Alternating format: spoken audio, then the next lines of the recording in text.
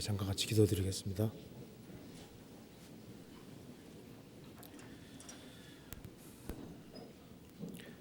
사랑과 은혜가 충만하신 하나님 아버지 감사합니다. 지금까지 저희들을 도와주시고 오늘까지 인도해 주신 것을 믿고 감사합니다. 하나님의 크신 은혜와 사랑 가운데 살게 해주시고 복된 소망 가운데 생을 살 수 있게 해주신 것을 진심으로 감사합니다. 2016년 마지막 날 또 이렇게 귀한 모임을 갖게 해주신 것을 감사합니다. 여기에 참석한 모든 분들 크신 은혜와 사랑으로 함께 해주시고 또 한 해를 돌아보고 새해 새로운 마음가짐으로 생을 살 수 있도록 도와주시옵소서. 오늘 이 말씀을 통해서 하나님이 무엇인지 알 수 있도록 도와주시고 그리고 우리 행보를 말씀 위에 굳게 세워주옵소서. 그리고 새해 주의 복음과 영광을 위해 살 수 있도록 더욱 길을 열어주시고 주 앞에서 열매 맺는 삶을 살 수 있도록 도와주옵소서. 그리고 해외 더 많은 지역에서 주님의 복음이 증거될 수 있도록 도와주시고 국내외 정말 주님의 복음이 힘있게 증거되는 것을 볼 수 있도록 역사해 주옵소서. 그리고 우리 모두를 귀히 사용해 주옵소서. 주 예수 그리스도 이름으로 기도하옵나이다. 아멘. 성경 느헤미야 7장 찾으시겠습니다. 느헤미야 7장입니다.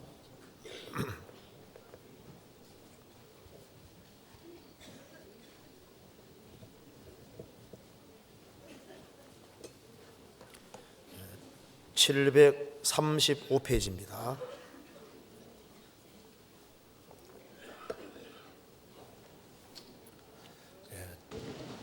느헤미야 7장 3절 4절을 제가 읽겠습니다. 내가 저희에게 이르기를 해가 높이 뜨기 전에는 예루살렘 성문을 열지 말고 아직 파수할 때 곧 문을 닫고 빗장을 지르며 또 예루살렘 거민으로 각각 반차를 따라 파수하되 자기 집 맞은편을 지키게 하라 하였노니 그 성은 광대하고 거민은 희소하여 가옥을 오히려 건축하지 못하였음이니라. 거기까지입니다.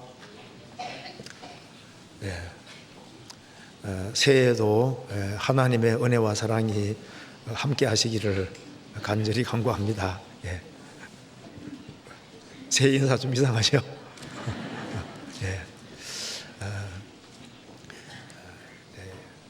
이제 2016년 오늘이 바로 마지막 날입니다.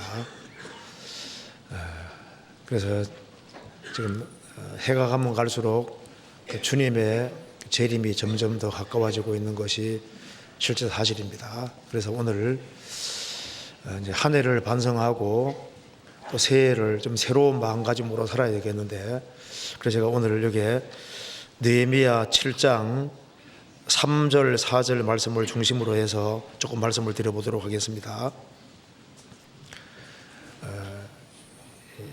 느헤미야서는 우리가 아는 대로 느헤미야가 이제 기록한 말씀입니다.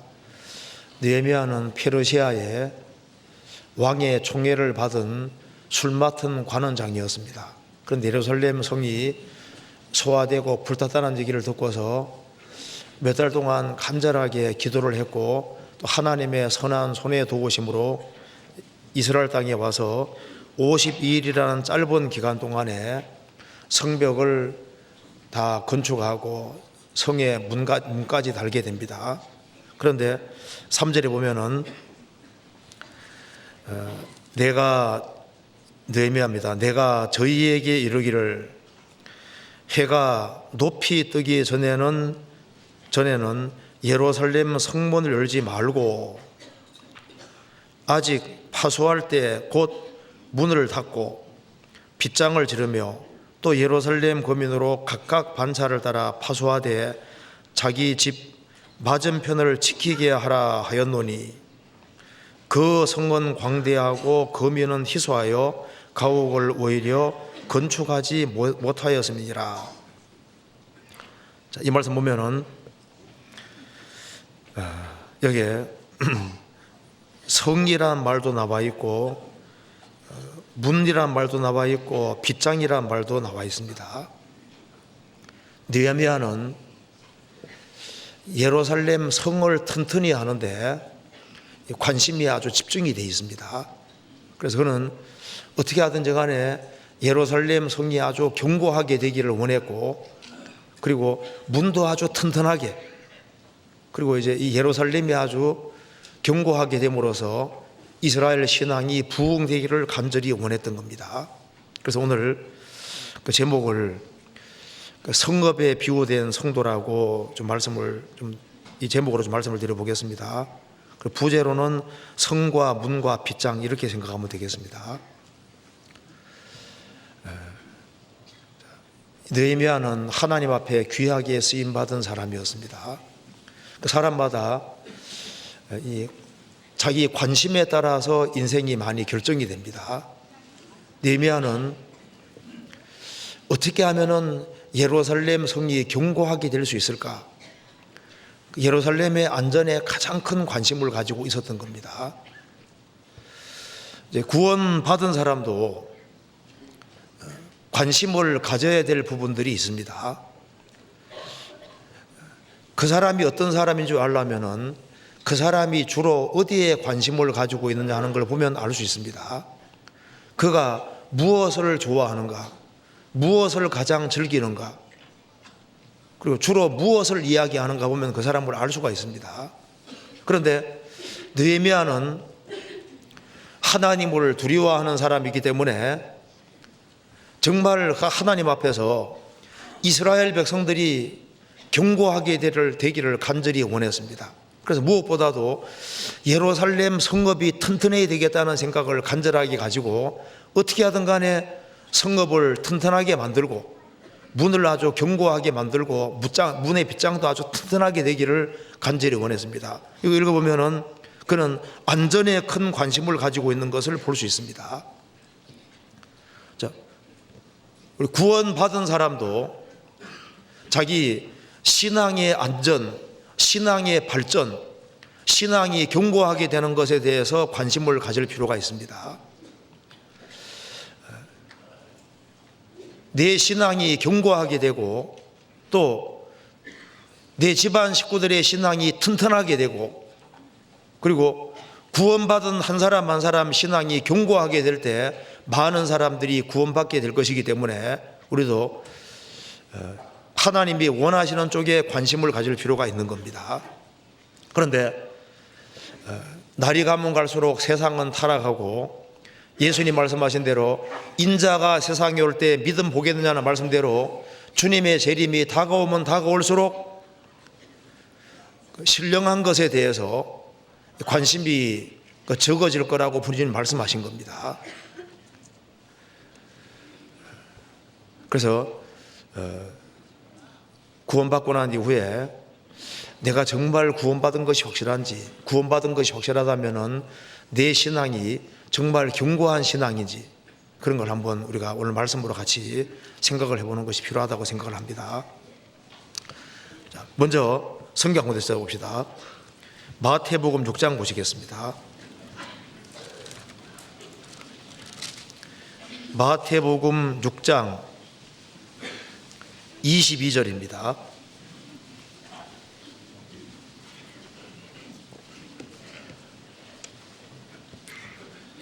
제가 읽겠습니다.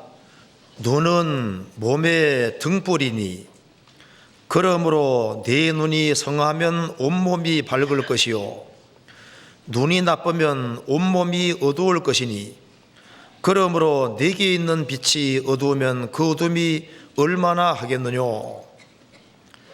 눈은 몸의 등불이니 그러므로 내 눈이 성하면 온몸이 밝을 것이요 성하면 1번 밑에 헬라 말로 순전하면 다른 번역에는 하나이면 이렇게 번역했습니다. 그러니까 눈은 몸의 등불인데 눈이 성하면 온몸이 밝을 것이다. 그러니까 이 몸을 밝히고 어둡게 하는 것이 육신의 눈인 것처럼 영혼의 눈을 밝히고 어둡게 하는 속의 눈도 있다 그 말입니다. 그런데 여기서 이제 눈이 성하면 순전하면 순전하다는 건 섞이지 않고 하나이면 그 말인 겁니다. 눈이 한 곳에 포커스가 맞춰져 있으면은 하나님 쪽으로 맞춰져 있으면은 비둘기 눈은 순결한 눈을 가르치고 있습니다. 그래서 우리의 눈이 내가 어떻게 하면은 신앙생활을 잘할 수 있을까? 어떻게 하면은 내가 아주 견고한 신앙이 될 수 있을까?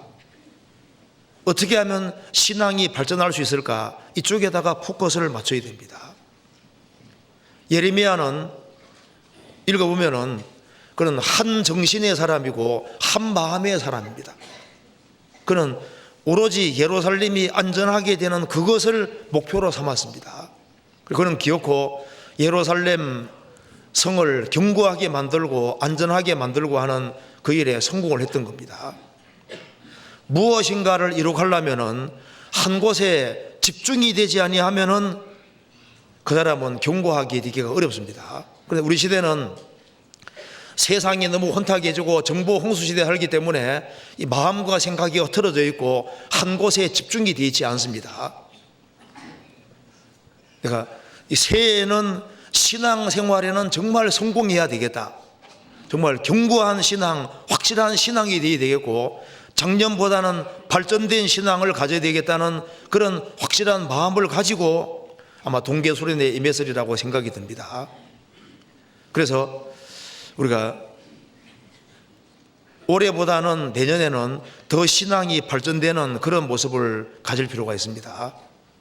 성경에는 성에 대한 말씀이 굉장히 많이 있고 영어로 말하면 시티, 도시입니다. 도시, 성읍, 도시에 대한 말씀이 많이 있는데 이 세상의 모든 성읍과 도시들은 다 무너지는데 안 무너지는 성읍은 딱 하나가 있습니다.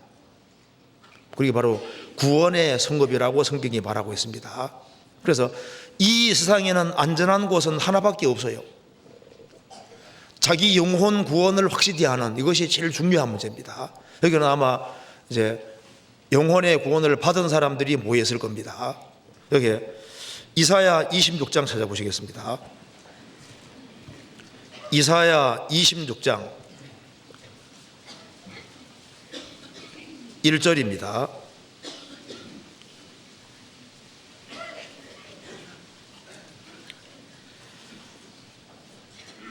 그날에 유다 땅에서 이 노래를 부르리라. 우리에게 견고한 성읍이 있으며 여호와께서 구원으로 성과 곽을 삼으시리로다. 5절 높은 데에 거하는 자를 낮추시며 솟은 성을 걸어 땅에 엎으시되 진토에 미치게 하시도다. 이 상에는 아주 높고 견고한 성으로 보이는 것이 많이 있습니다. 과거에도 난공불락의 성들이 많이 있었습니다. 그런데 하나님께서는 이 세상에 높은 데에 거하는 자를 낮추시며 솟은 성을 헐어 땅에 엎으시되 진토에 미치게 하시도다. 세상의 모든 견고한 도시들은 다 무너져 왔습니다. 하지만은 여기 26장 1절에 그날에 유다 땅에서 이 노래를 부르리라. 우리에게 견고한 성읍이 있으며 여호와께서 구원으로 성과 곽을 삼으리로다. 구원으로 성과 곽을 삼으리로다. 이 구원의 성읍이 있습니다. 그래서 예수 그리스도와는 가장 안전한 성읍입니다. 여기에만 난공불락이고, 그래서 내가 그리스도 밖에 있느냐 안에 있느냐 이게 제일 중요한 문제입니다. 그래서 이 구원의 성곽을 제외하고는 다 무너지는 성읍인 겁니다. 그래서 오사란 사람, 의도하지 않고 사람을 죽인 사람들, 그 사람들이 피할 수 있는 유일한 곳은 도피성입니다. 그러니까 이스라엘 땅에 6개의 도피성이 있었습니다. 이제 거기에만 오살자가 안전한 곳인 겁니다. 도피성은 예수님의 그림자입니다. 그래서 예수님 안에 들어와 있는 사람들만 안전한 사람입니다. 그래서 성경에서 이 구원을 성곽이라고 표현하고 성과곽이라고 표현을 하고 성읍이라고 표현을 했습니다. 또 하나님 자신을 성읍이라고 표현한 것도 있습니다. 하나님은 나의 산성이란 말이 계속 나오잖아요. 그래서 하나님이 우리의 산성입니다. 그런데 하나님을 산성으로 삼지 않는 사람은, 하나님 안에서 안전을 추구하지 아니하는 사람은 세상에서 안전을 추구하게 되는 겁니다. 그래서 하나님을 떠난 사람 중에 첫 번째가 누군지 아시죠? 가인입니다. 가인이 첫 번째 행동이 뭡니까? 성 쌓는 겁니다. 그래서 하나님을 자기의 성곽으로 삼지 않는 사람은, 하나님이 자기 성읍이 아닌 사람은 이 땅에다가 안전을 추구하고, 그래서 땅에다가 도시를 건설하고 땅에서 안전을 추구하도록 되어 있는 거예요. 그래서 인간으로서 최초로 성을 쌓은 사람이 가인인 겁니다. 창세기 4장 보시겠습니다. 창세기 4장 16절입니다.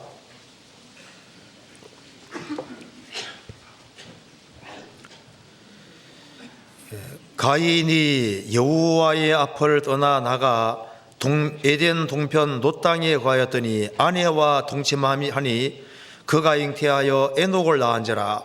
가인이 성을 쌓고 그 아들의 이름으로 성을 이름하여 에녹이라 하였더라. 최초로 성읍을 쌓은 사람이 가인입니다. 그래서 이 책 중에 그 자크 엘룰이라는 사람이 쓴 책이 있는데 도시의 의미라는 책이 있습니다. 근데 그 책에 보면은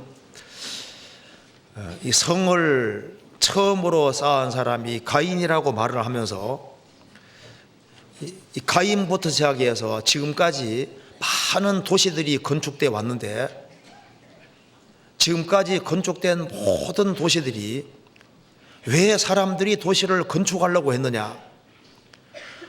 하나님을 떠나서 안전을 추구하기 위해서 하나님께 의지하지 않고 자기 수단과 방법으로 하나님 없이 살려고 대체로 도시들을 건설했다고 말입니다. 그래서 항상 성경 속에 심판받은 모든 곳은 도시였다는 겁니다. 그래서 사람이 도시에 모여서 도지 생활을 하다 보면은 모든 도움이 하나님께로부터 온다는 것을 잊어버리고 공급이 하나님께로 오는지를 모르게 되는 거예요. 그래서 성 안에, 도시 안에 있으니까 거기에서 인간이 주인이 되고, 그리고 결국은 거기가 죄악의 온상이 되고 하나님을 대적하는 곳이 되기 때문에 이 세상의 모든 도시는 결국은 파멸이라는 겁니다. 그래서 눈에 보이지 않는 신령한 새 예루살렘, 새로운 성읍, 천성, 이 천성을 바라지 않으면 안 된다고 하는데 맞는 얘기라고 생각이 듭니다. 지금 이 가인부터 시작해서 많은 도시들이 건축되어 왔는데 성경에서는 이 성읍을 사람으로 비유한 것이 많습니다. 조금 더 배우겠습니다. 예루살렘을 여기 이제 예레미야를 견고한 성읍이라고 표현을 했거든요. 이 성읍이, 도시들이 바로 인생의 그림자가 될 수 있는 겁니다. 자, 우리 시대는 도시가 가장 많은 시대입니다. 그런데 이 구원받지 아니한 사람들은 어떤 성으로 비유할 수 있을까요? 구원받지 아니한 성읍들은 성 중에 허영의 성읍들도 많이 있습니다. 지금도 봐요. 허영에 들뜬 사람들이 그렇게 많잖아요. 아예 그 세상의 것에 꽉 붙잡혀 있는 그런 성읍이 많이 있는 것처럼 이 세상 것에 붙잡혀 있는 사람들이 너무나도 많이 있습니다. 그리고 왕을 대적하는 그런 성읍들이 과거에 있었던 것처럼 하나님을 대적하는 사람들도 아주 많이 생기고 있습니다. 소돔 고모라는 죄악으로 꽉 차 있는 성읍이던 것처럼 사람 중에도 죄로 꽉 차 있는 그런 사람들도 많이 있습니다.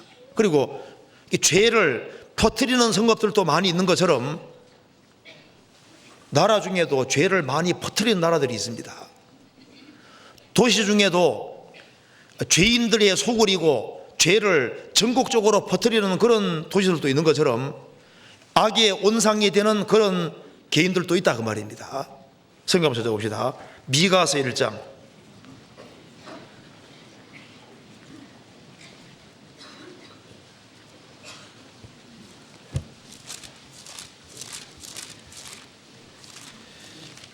미가서 1장 1291페이지입니다.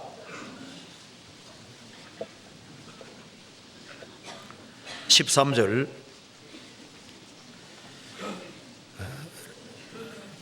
제가 읽겠습니다. 라기스 거미나 너는 줌바의 병거를 메울지어다. 이는 라기스는 딸 시온의 죄의 근본이니 이는 이스라엘의 허물이 내게서 보였음이니라. 라기스는 유다의 가장 큰 병거성이라고 되어 있고, 라기스는 성벽이 도시가 이중 성벽으로 되어 있고 외벽 바깥벽 두께가 3m, 내벽 두께는 6m였습니다. 아주 견고했습니다. 그래서 지중해 해변 도로에서 예루살렘으로 올라오려면 라기스를 거쳐야 되기 때문에 라기스를 아주 견고하게 만들었던 겁니다. 라기스가 워낙 튼튼하니까 사람들은 이 라기스가 너무 견고하다 보니까 자신들은 절대 망하지 않는다고 생각하는 겁니다.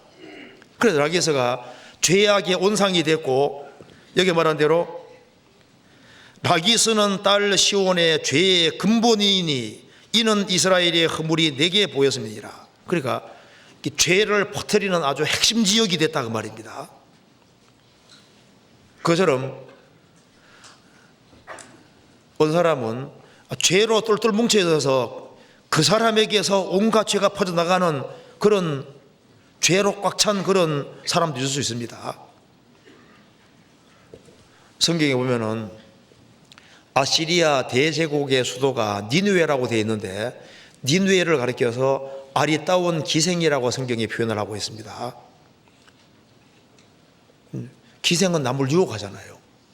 그래서 이 니느웨라는 도시는 그 당시에 온갖 못된 것은 다 모여 있었기 때문에 거기에서부터 가장 큰 도시기도 하고, 그리고 가장 강력한 나라였기 때문에 이제 아시리아로 올 때는 항상 여기 이제 니느웨로 오니까 거기에 와 사람들이 오염이 돼버리는 거예요.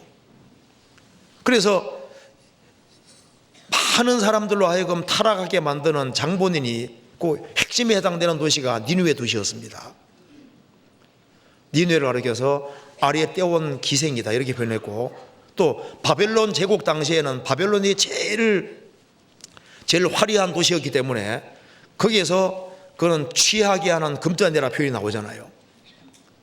거기에서부터 악이 쫙 퍼져나가는 겁니다. 세계적으로도 이 도시들이 아주 가장 많은 시대가 우리 시대인데, 어떤 도시는 특별하게 타락이 많이 돼서 그 도시를 드나드는 사람은 다 물이 들어버리는 거예요. 자, 해외여행도 조심해야 됩니다. 해외여행 갔다가 물 들어오는 사람 있을 수도 있잖아요. 사람 중에도 유혹하는 사람이 있습니다. 어떤 사람하고 접촉하면은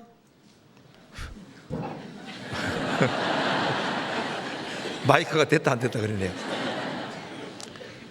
어떤 사람하고 접촉하면은 이상 미혹이 돼버려요. 이 세상에 별 사람들이 다 있습니다. 그래서 이 채널에 보면은 이 아담 때부터 노아 때까지 도시들이 굉장히 많았지 않습니까? 전 세계가 물로 심어 받았는데 이 바다 속에 수장된 도시만 해도 한 200개가 된다고 합니다. 지금 우리가 사는 시대에 도시가 가장 많은데 이 도시들이 다 무너집니다. 아무리 화려하게 보여도 다 무너지는 거예요. 지금은 74억 사람이 살고 있는 시대에 살고 있습니다. 가장 많은 시대, 문명이 제일 발달한 시대에 살고 있습니다. 근데 우리가 오늘 좀 생각할 것은 구원받은 사람을 성경에서 성읍이라고 표현을 하고 있기 때문에 구원받은 사람들을 중심으로 해서 말씀을 드려보겠습니다. 그래서 제가 오늘 왜 이렇게 제목을 잡았냐 하면은 구원받은 사람을 하나님이 성읍이라고 표현을 했는데 지금까지 1년 동안 공격을 너무 많이 받아서 성 부서진 사람들이 많을 거다 그 말입니다. 성이 많이 부서졌기 때문에 좀 이렇게 성을 좀 제대로 정비를 해야 돼요. 그리고 성은 문들이 예루살렘 성에 문들이 많이 있는데 문들 부서진 것도 많이 있는 겁니다. 우리도 문이 많잖아요. 생각의 문도 있고 마음의 문도 있고 귀의 문도 있고 문들이 많은데 문 단속을 잘 못해가지고 지금까지 문제들이 많이 생겼다고 말입니다. 그래서 우리가 먼저 우리 성읍부터 정비를 잘해야 되겠습니다. 그리고 우리가 튼튼하게 돼야만, 그래야만 이제 우리가 공격하는 성이 될 수 있고 많은 사람을 인도할 수 있는 성이 될 수 있는 겁니다. 그래서 한번 같이 생각을 해보겠습니다. 자, 성경 아하가서 찾아보시겠습니다. 아하가서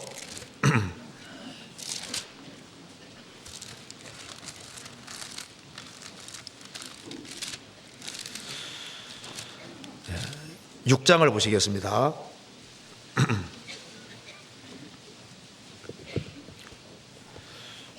먼저 구원받은 사람을 어떤 성이라고 했는지 한번 생각해 봅시다. 6장 4절.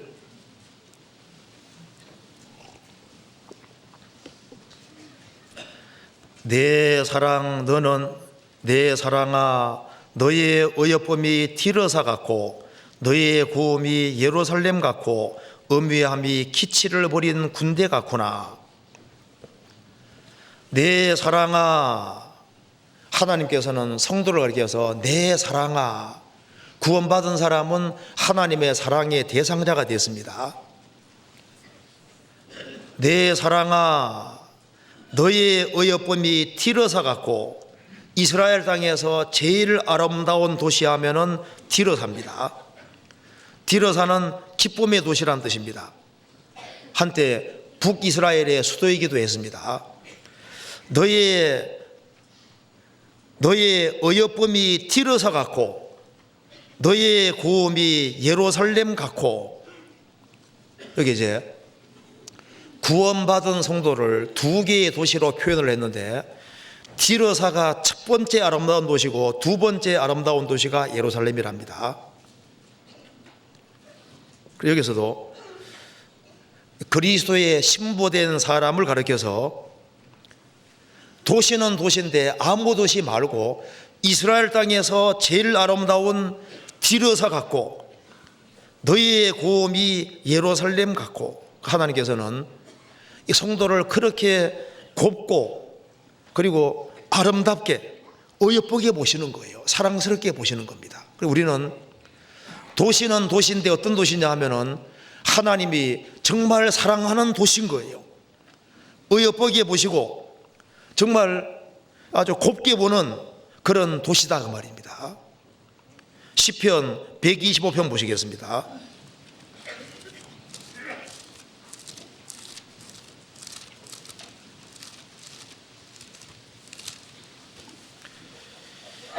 이절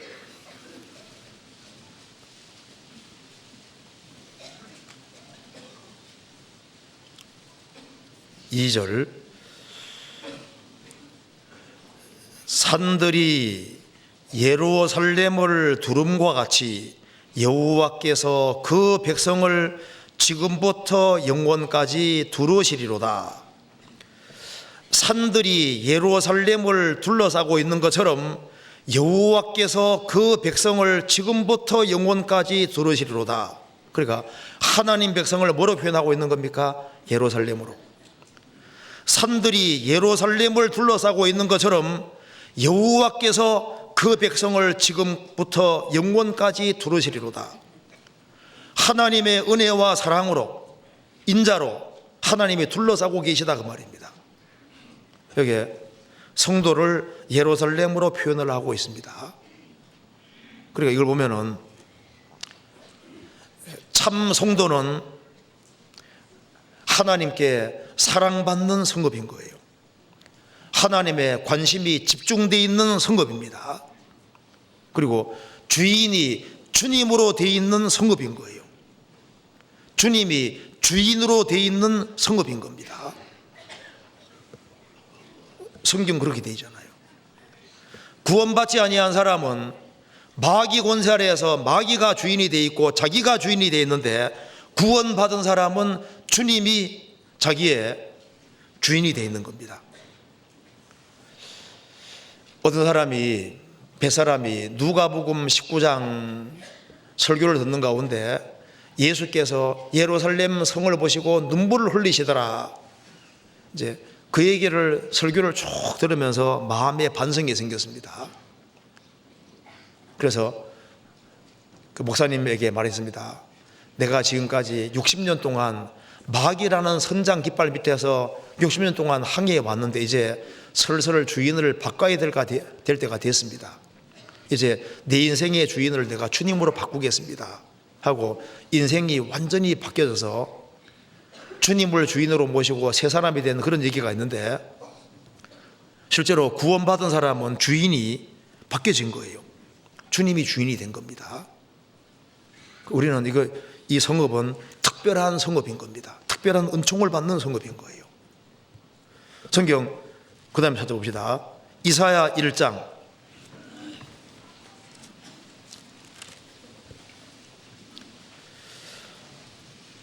이사야 1장 18절입니다.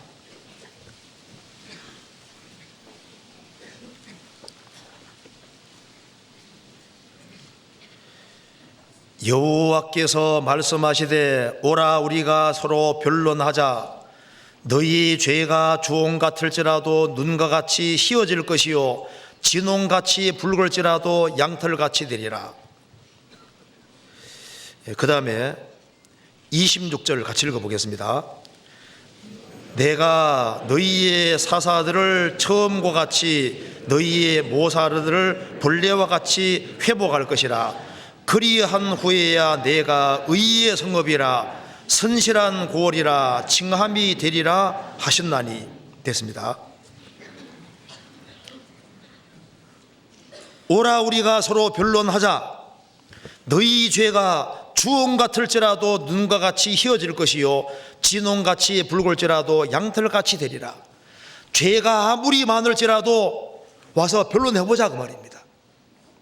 그래서 속죄를 받은 사람은 26절에 말한 대로 의의 성읍 신실한 고을이 되는 겁니다. 구원받기 전에는 우리는 부패된 성읍이고,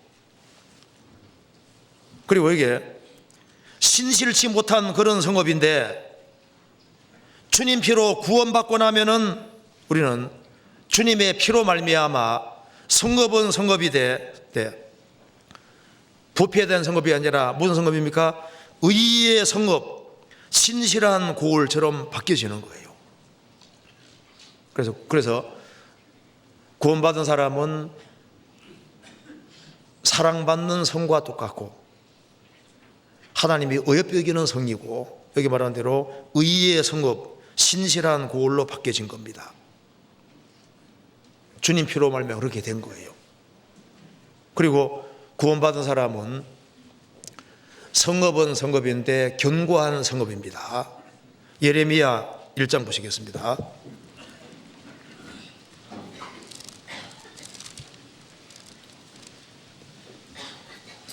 (1장 18절입니다)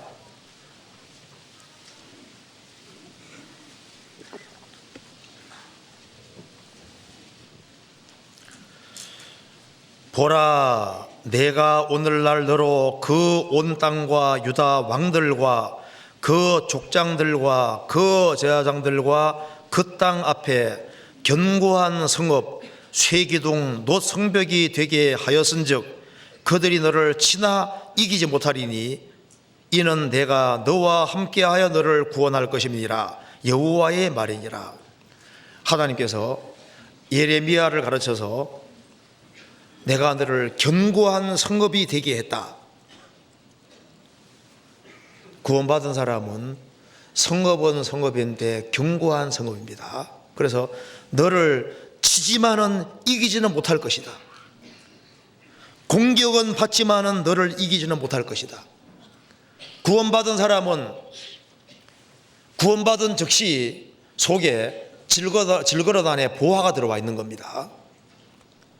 그렇기 때문에 질그릇은 약하지만은 우리는 질그릇 안에 보화가 들어와 있기 때문에 세상 사람들하고 다릅니다. 공격은 받지만은 거꾸로 지지는 않는 거예요. 그래서 구원받은 사람이 약해 보이지만 약하지 않습니다. 우리는 약하지만 우리 속에 있는 주님은 강하시기 때문에 구원받은 사람 건드렸다는 건 못 이깁니다. 이제 아내가 약해 보이는데 진짜 받았습니다. 받으면 남편이 그 신앙 없애려고 해봐요. 절대 못 없습니다. 아무리 막 두들겨 펴고 수갑 채우고 막 감금하고 막 머리털 자르고 뭘 해도 그 자기 속에 이루어진 것을 이게 없을 수가 없잖아요. 구원받은 사람은 약한데 약한 게 아닙니다. 얼마나 강한 줄 아세요? 그러니까 역사 속에서 순교자를 제일 많이 낸 것이 바로 교회인 거예요. 약한데 약한 것이 아니다 그 말입니다. 견고한 성읍인 거예요. 성경 고린도후서 4장 보시겠습니다.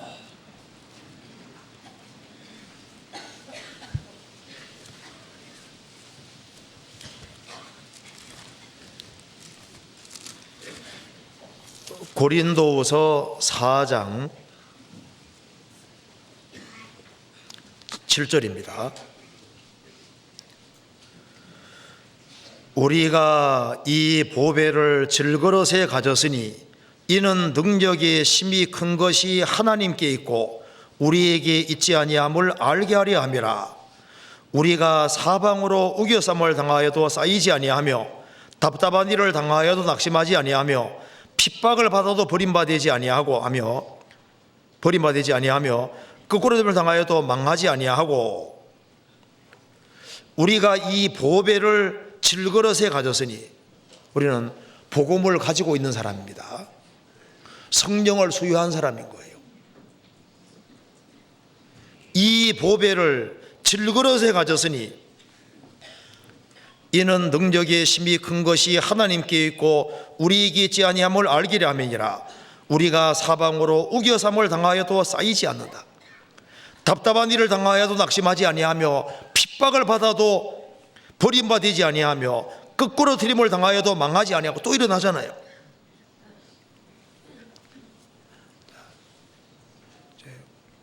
구원받은 사람은 세상 사람과 분명히 다릅니다. 문 빗장은 철과 놋이 된다는 말씀대로 찾아봅시다. 신명기 33장 봅시다. 신명기 33장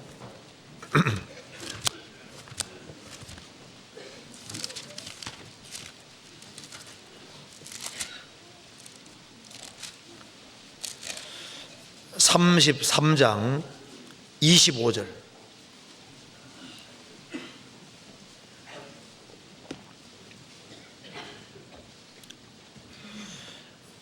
내 문 빗장은 철과 놋이 될 것이니 내 사는 날을 따라서 능력이 있으리로다.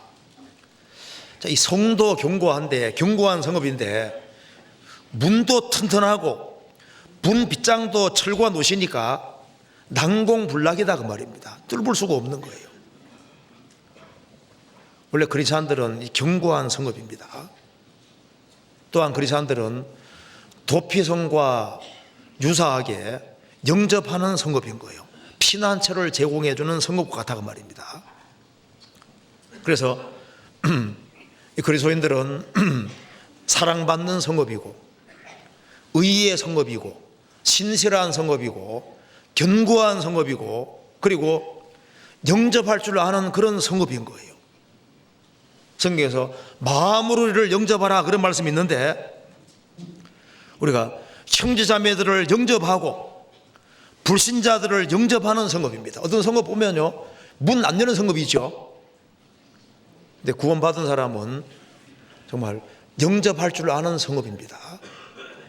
그래서 복 받는 길이 아주 간단합니다. 하나님이 복이시고 복되신 분이, 세상에 오신 분이 바로 예수님이니까 예수님 복덩어리잖아요. 그 복되신 예수님이 속에 들어온 사람은 그 사람도 복이 됐고, 그러면 복 받으려면 어떻게 하면 될까요? 성도들을 집에 자꾸 드리면 돼요. 집에 드리면 복이 우르르 들어왔다가 나갔다 하니까 무조건 복 받는 길이 되는 겁니다. 맞죠? 그래서 성도들을 잘 대접하는 사람은 이 복을 받게 돼 있는 거예요. 맞죠? 틀림없어요. 너희를 영접하는 자는 나를 영접하는 것이요, 나를 영접하는 자는 나 보내시를 영접하는 거라고 말씀하신 대로 성도들을 영접하고 불신자들을 영접하고 따뜻하게 영접하고 대접하는 이것이 복받는 비결에 속하는 거예요. 그래서 교회 구원받은 사람은 성원 성인데 영접하는 성읍과 유사하다 그 말입니다. 사르밧 과부가 엘리야 한 사람을 영접해서 작은 떡 한 조각을 줌으로써 인생이 완전히 바뀌었잖아요. 그래서 성 중에서 복의 근원이 되는 성읍도 있습니다. 복을 퍼뜨리는 성읍도 있잖아요. 악의 근원이 되는 성읍이 있는가 하면 복의 근원이 되는 성읍이 있는 것처럼 막 복을 막 나눠주는 성읍도 있잖아요. 그래서 아브라함은 정말 복받은 사람이고, 아브라함과 연결된 사람은 같이 복받는 사람이 되는 겁니다. 아브라함은 318명의 사람을 할례받게 하고 하나님께 속하게 만들었습니다. 그래서 크리스찬들은 성읍은 성읍이 돼 무슨 성읍이냐 하면은 복을 나눠줄 수 있는 그런 성읍인 겁니다. 또 어떤 성읍 보면은, 도시도 보면은 참 따뜻한 사람들이 많이 모여있는 도시도 있잖아요. 어떤 도시는 보면 규율이 되게 센 도시도 있습니다. 유교 풍습이 아주 너무 강한 도시도 있고 한데, 어떤 도시는 정말 따뜻한 사람들이 모여있는 그런 도시들도 있습니다. 그럼 그 도시 살고 싶잖아요. 구원받은 사람은 돌 마음이 아니라 고기 마음 가지고 있기 때문에 대체로 마음이 부드럽잖아요. 그죠? 따뜻한 마음 있는 성읍도 있는데 크리스찬이 마치 그와 유사한 거예요. 그리고 겸손한 자들이 모여있는 성읍도 있는 것처럼 크리스찬들은 성읍은 성읍이 돼 무슨 성읍일까요? 겸손한 성읍이라고 할 수 있다고 말입니다. 그래서 사람이 다 구원받으면 기본적으로 겸손의 영이 들어왔기 때문에 기본적으로 이제 겸손한 마음이 있게 되어 있습니다. 구원받을 때 겸손해야 구원받잖아요. 그래서 사람들은 누구든지 교만한 것은 옳지 않고 겸손한 것은 복이라는 걸 누구든지 압니다. 구원받으면은 겸손의 영이 들어왔기, 성령은 겸손한 분입니다. 그렇기 때문에 구원받기 전에는 잘 되는 건 다 자기 탓입니다. 못 되는 것은 다 부모 탓, 조상 탓, 남의 탓이었는데 구원받고 나면 달라지죠. 잘 되면은 하나님께 옹을 줄 알고, 잘못되면 자기 반성을 하게 되잖아요. 하나님은 겸손하신 분입니다. 그래서 구원받은 사람은 구원받았다는 것 자체가 뭡니까? 마음이 낮아졌으니까 구원받은 거예요. 그러니까 크리스찬들은 성읍은 성읍이 돼 겸손한 사람이 모이는 성읍과 유사하다 그 말입니다. 창세기부터 요한계시록까지 하나님은 겸손한 분이라는 걸 분명히 알려주고 있습니다. 예수님이 세상에 오실 때도 초라한 모습으로 오셨습니다. 핸섬하게 오신 것이 아니잖아요. 예수님이 나실 때도 구유에 나셨습니다. 왕궁이 아니라 구유에 계셨잖아요. 겸손하다는 증거입니다. 그리고 예수님이 낙이 타고 입성하신 것이 아니라 낙이 새끼 타고 입성했습니다. 왜 나귀 새끼 타고 입성했을까요? 분명히 나귀와 나귀 새끼 둘을 끌고 왔는데 왜 나귀 새끼를 탔을까요? 근데 겸손해서 나귀 새끼 탔다고 성경이 말하고 있습니다. 근데 나귀 새끼 타는 거 겸손과 무슨 관계이냐고 말입니다. 예수님이 나귀 새끼 타고 입성하니까 애들이 우르르 몰려와서 호산나 호산나 전송하잖아요. 나귀도 큰 나귀 타고 가면 애들이 접근 못합니다. 저도 어릴 때 나귀 새끼 만져봤는데 얼마나 귀여운지 몰라요. 또 힘은 되게 셉니다. 나귀 새끼가.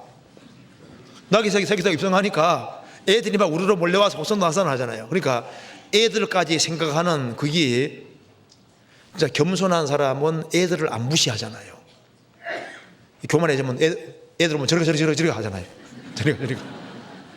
저리가 하는데, 그래서 교회 학교 교사들이 되는 분들은 대체로 마음이 겸손한 사람입니다. 마음이 겸손하지 아니하면 유치부 교사가 어떻게 됩니까? 초등부 교사가 어떻게 될 수 있겠어요? 이 마음이 안 낮추면 그게 안 되게 돼 있는 거예요. 그래서 겸손한 자는 큰 자가 된다 그러죠. 천국 가면요, 교회 학교 교사들이 주님 앞에 큰 상 받을지 모릅니다. 겸손하면 크게 된다고 성경이 말씀하잖아요. 그래서 크리스찬은 주님과 똑같이 주님이 겸손하신 분처럼 구원받은 사람은 기본적으로 그 마음이 있는 거예요. 그리고 특히 중요한 것은 마을 중에서 어느 마을이 마귀 시험 안 받는다고요? 감사 마을. 이래도 감사, 저래도 감사, 병들어도 감사, 항상 감사하니까 마귀가 들어갈 자리가 없는 거예요. 자, 성읍 중에서 감사 성읍이 있습니다. 자, 마음에 감사한 마음이 있으면 마귀가 어떻게 할 수가 없는 거예요. 자, 그리고 이제 크리스찬들은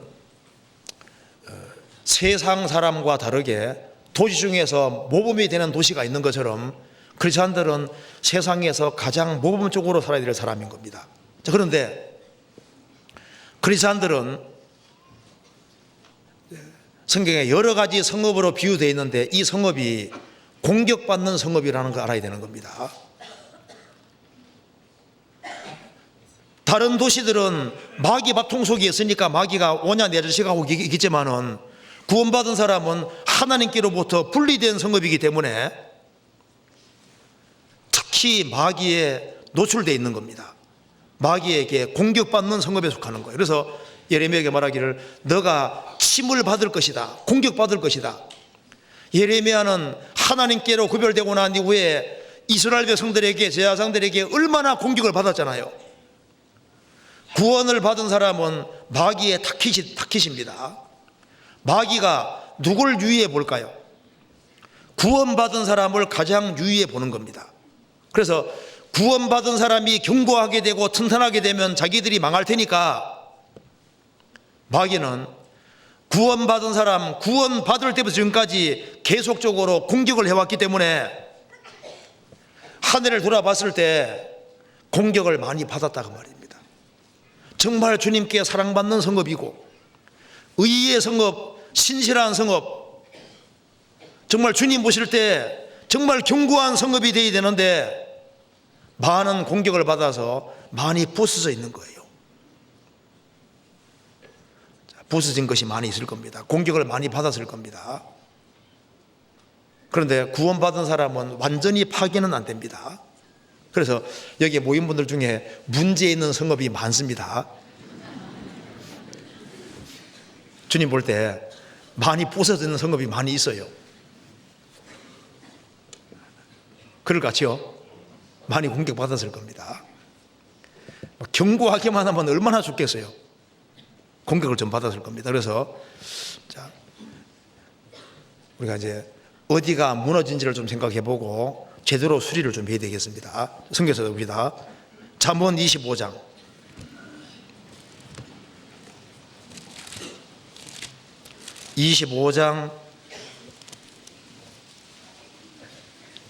28절입니다.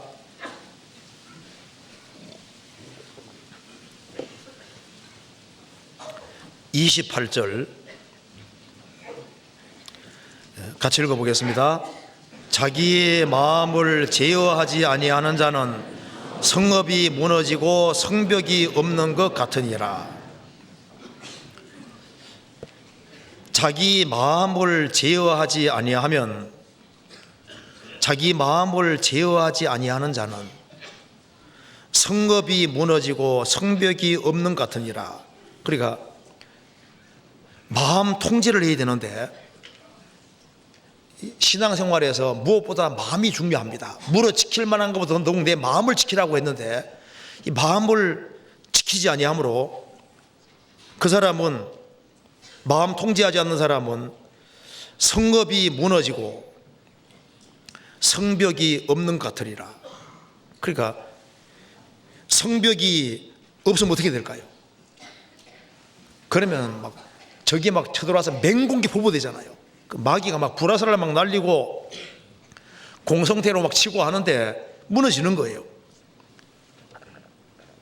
자, 악한 자가 화살을 많이 날립니다. 그래서 작년에 하나님 앞에서 마음을 통제하지 아니하므로 마귀 불화살을 많이 받고 마귀의 공격을 많이 받아서 완전히 그냥 거의 막 실신 직전에 있는 사람이 있을지도 모릅니다. 그럴 수 있잖아요.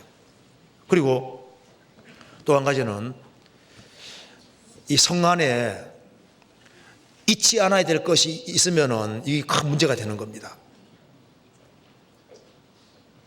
그러니까 이 성 안에 있으면 안 되는 것을 두면은 그 성이 망하게 되는 거예요. 성경 한번 봅시다. 이게 중요한 문제입니다. 사무엘하 20장입니다.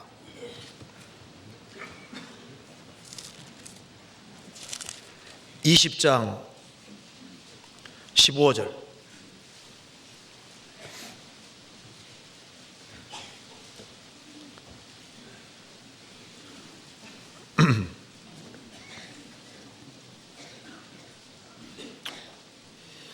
이에 저희가 벳마아가 아벨로 가서 세바를 애우고 그 성읍을 향하여 해자 언덕 위에 토성을 쌓고 요압과 함께한 모든 백성이 성벽을 쳐서 헐고자 하더니 그 성에서 지혜로운 여인 하나가 외쳐 가로되 들을지어다 들을지어다 청컨대 너희는 요압에게 이르기를 이리로 가까이 오라 내가 내게 말하려 하노라 한다 하라. 요압이 그 여인에게 가까이 가니 여인이 가로되 당신이 요압이니까 대답하되 그러하다. 여인이 저에게 이르되 여종의 말을 들어서 대답하되 내가 들으리라. 여인이 말하여 가로되 옛 사람들이 흔히 말하기를 아벨에 가서 물을 것이니라 하고 그 일을 끝내었나이다. 나는 이스라엘의 화평하고 충성된 자 중에 하나여오늘 당신이 이스라엘 가운데 어미 같은 성을 멸하고자 하시는도다. 어찌하여 당신이 여호와의 기업을 삼키고자 하나이까? 요압이 대답하여 가로되 결단코 그렇지 아니하다. 삼키거나 멸하거나 하려 함이 아니니 그 일이 그러한 것이 아니니라. 에브라임 산지 사람 비그리 아들 세바라 하는 자가 손을 들어 왕 다윗을 대적하였나니 너희가 저만 내어주면 내가 이 성읍에서 떠나가리라. 여인이 요압에게 이르되 저의 머리를 성벽에서 당신에게 내어 던지리다 하고 이에 여인이 그 지혜로 모든 백성에게 말하며 저희가 비그리 아들 세바의 머리를 베어 요압에게 던진지라. 이에 요압이 나팔을 불매 무리가 흩어져 성읍에서 물러나서 각기 장막으로 돌아가고 요압은 예루살렘으로 돌아와서 왕에게 나아가니라. 아벨성은 큰 성인데 그 성에 반역자 하나가 들어있는 겁니다. 세바가. 그래서 요압이 이 반역자 들어있으니까 이 성 자체를 완전히 부숴버리려고 하니까 그 성의 지혜로운 여인이 왜 이 큰 성을 다 멸하려고 하냐, 비거리 아들 세바가 문제냐? 세바만 처리하면 되지 않겠냐? 그래서 세바 딱 처리함으로써 성이 안정이 되잖아요. 이 크고 아름다운 성읍인데 이 성에 잊지 말아야 될 대적자가 하나 들어있는 거예요. 이거 용납하면은 도시 전체가 무너져 버리는 겁니다.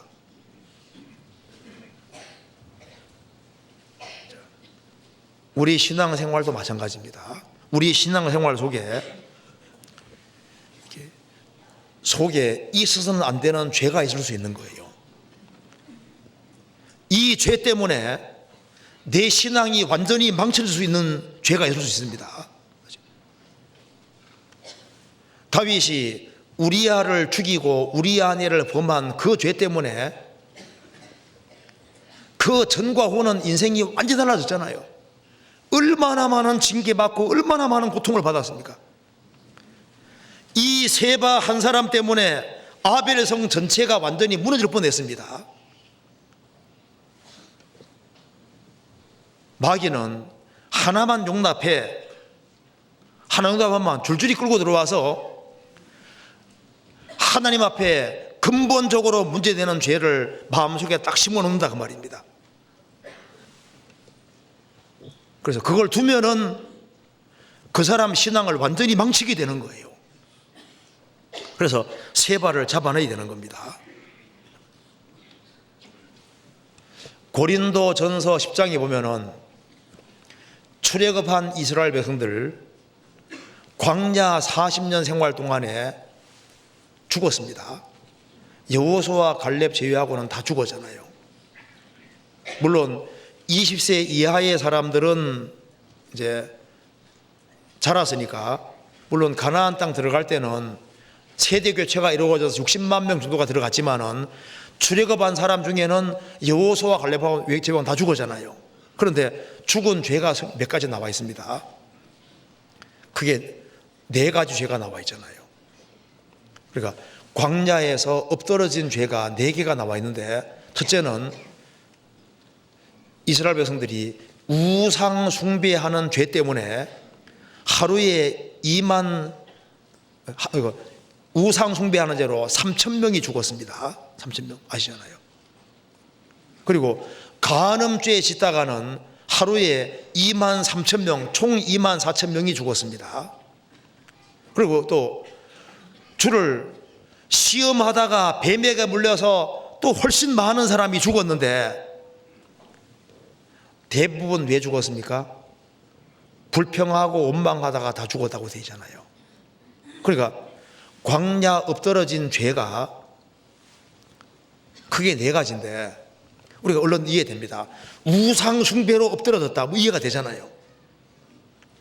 간음죄를 지어서 엎드러졌다, 이해가 됩니다. 주님을 시험하다가 죽었다. 그런데 많은 사람이 왜 죽었냐 하면은 불평하다가 죽었습니다. 원래 생각할 때는 불평하는데 왜 죽이냐 생각할지 몰라도 불평이 엎드러지는 죄가 되는 겁니다. 그래서 이 마음속에 세바가 들어와 있을 수 있다. 세바가 주님 앞에 이 견고한 성이 되어야 되는데, 이 성이 넘어지고 성이 부서지는데 결정적인 역할을 하는 죄들이 있는데 그게 뭔지를 생각해 봐야 됩니다.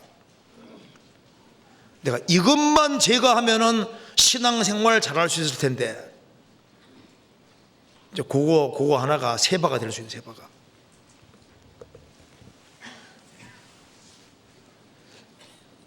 불평하고 원망하는 그 바탕이 감사가 없다는 얘기잖아요.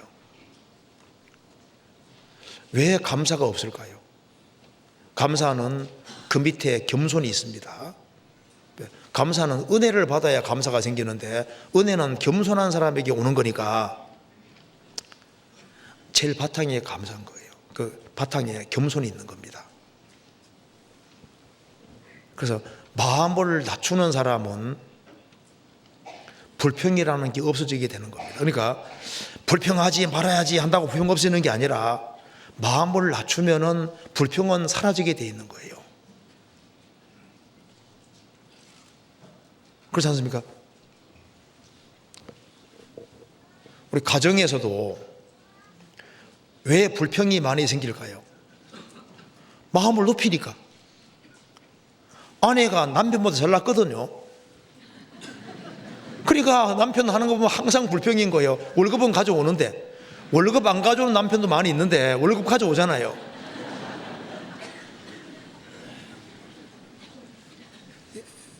가정에서도 내가 정말 작은 자가 되면은, 낮아지면은 불평할 게 뭐가 있어요? 그래서 이 불평이 있는 사람은 안병동에 좀 자주 가봐야 돼. 중풍병자하고 몸을 전혀 못 쓰는 중풍병자인데 가서 좀 얘기 좀 해야 돼요. 그래서 경제적으로 막 쪼달리는 걸 얘기를 하면요, 중풍병자가 뭐라 말할까요? 손 못 쓰는 사람, 아니 누워있기만 하는 사람 뭐라 할까요? 배부른 소리 하고 있으시네. 나는 손만 쓰면 좋겠다. 손만. 내 손으로 밥만 먹었으면 좋겠다고 할 거 아니에요. 우리가 생각보다 마음이 높습니다. 구원을 받았다고 하면서도 마음이 너무 높은 거예요. 이스라엘 백성들은 자신을 파멸해서 건져준 것에 대해서 감사해야 되고, 잠시 후에 가나안 땅에 들어가게 되는 거니까 가나안 땅을 바라고 잠깐의 고통을 그걸 감사로 받아들여야 되는데, 불평하고 원망하고 그것이 이제 이게 엎드러지는 죄가 됐던 거예요. 우리 마음 속에, 우리 속에 신앙적으로 문제되는 죄가 있을 수 있는데, 이것이 세바가 들어와 있을 수 있다 그 말입니다. 이거 안 잡아내면은 이것 때문에 새해에도 마찬가지가 되는 거예요. 올해도 지금 흔들흔들 했는데, 그 세바 때문에 흔들흔들 했는데, 이제 이걸 내년까지 가져가면은 더 흔들거려 가지고 마귀한테 치면 나가 자빠질 거 아니에요.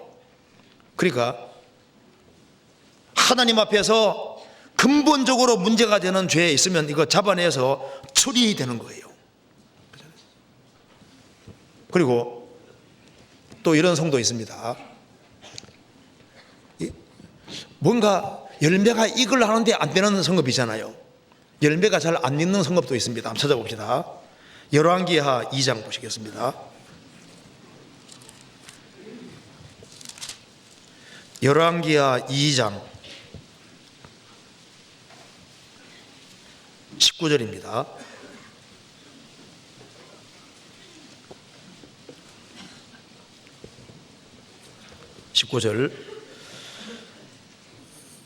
그 성 사람들이 엘리사에게 고하되, 우리 주께서 보시는 바와 같이 이 성읍의 터는 아름다우나 물이 좋지 못하므로 토산이 익지 못하고 떨어지나이다. 엘리사가 가로되, 새 그릇에 소금을 담아 내게로 가져오라 하매 가져온지라. 엘리사가 물 근원으로 나아가서 소금을 그 가운데 던지며 가로되, 여호와의 말씀이 내가 이 물을 고쳤으니 이로조차 다시는 죽음이나 토산이 익지 못하고 떨어짐이 없을지니라 하셨느니라 하니, 그 물이 엘리사의 말과 같이 고쳐져서 오늘날에 이르렀더라. 엘리사가 여리고성에 가니까 여리고성 터가 참 좋고 아름다웠지만은 물이 안 좋으니까 결실이 안 되는 거예요. 뭐 전도할라 했는데 하다가 안 되고, 뭐 제대로 열매가 안 익는다 그 말입니다. 결실이 제대로 안 되는 거예요. 엘리사 보니까 물이 문제구나. 물 고쳐주니까 열매를 많이 맺게 됐다 그 말입니다. 어떤 사람은 참 훌륭하고 달란트도 많아요. 성읍이 좋다 그 말입니다. 하나님께 받은 재능이 굉장히 많아요. 저 인도에 가보니까 이 말씀이 생각이 나는 겁니다.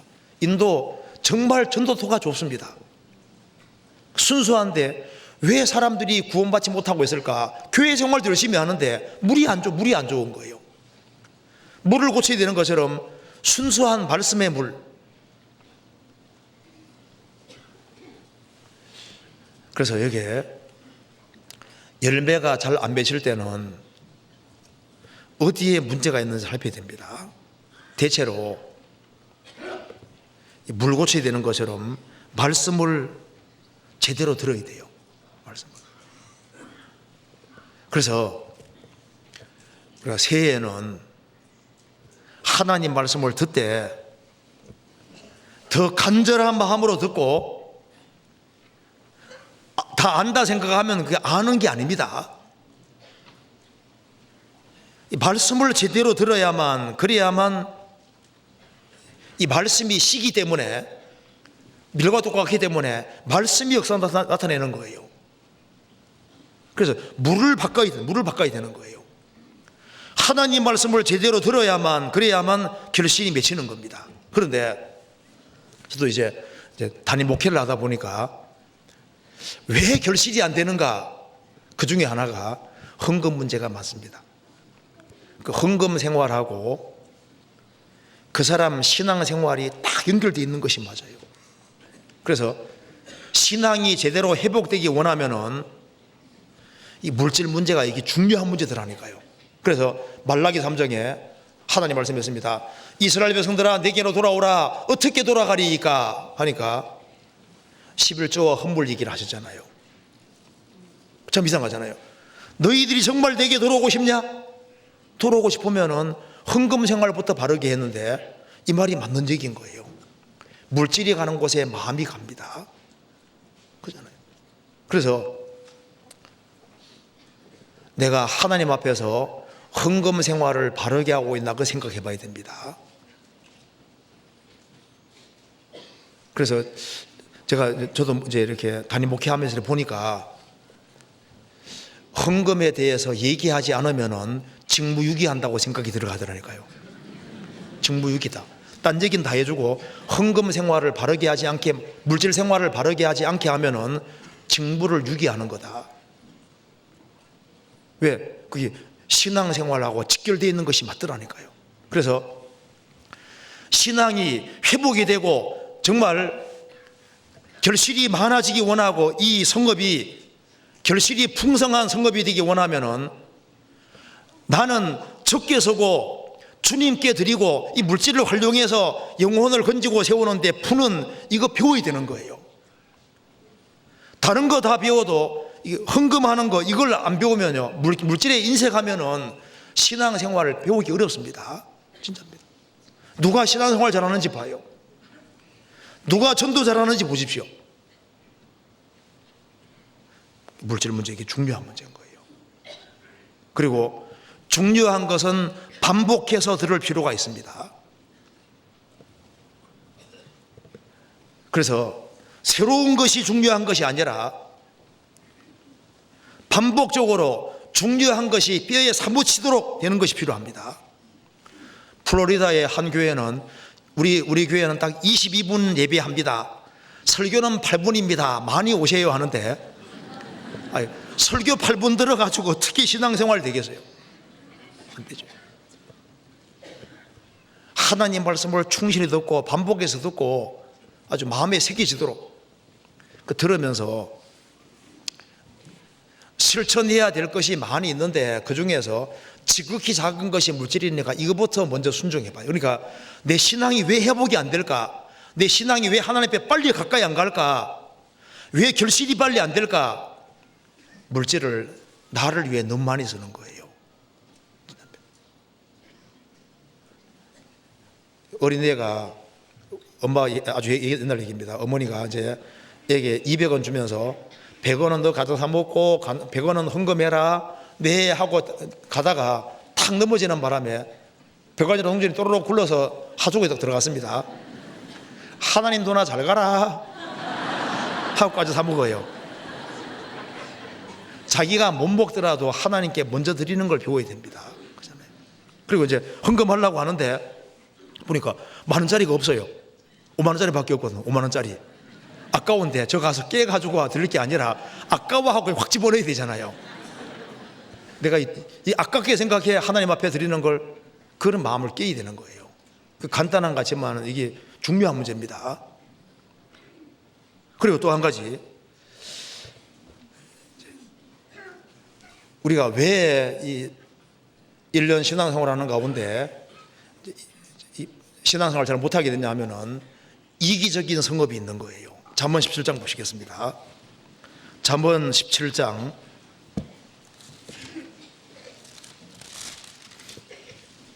19절.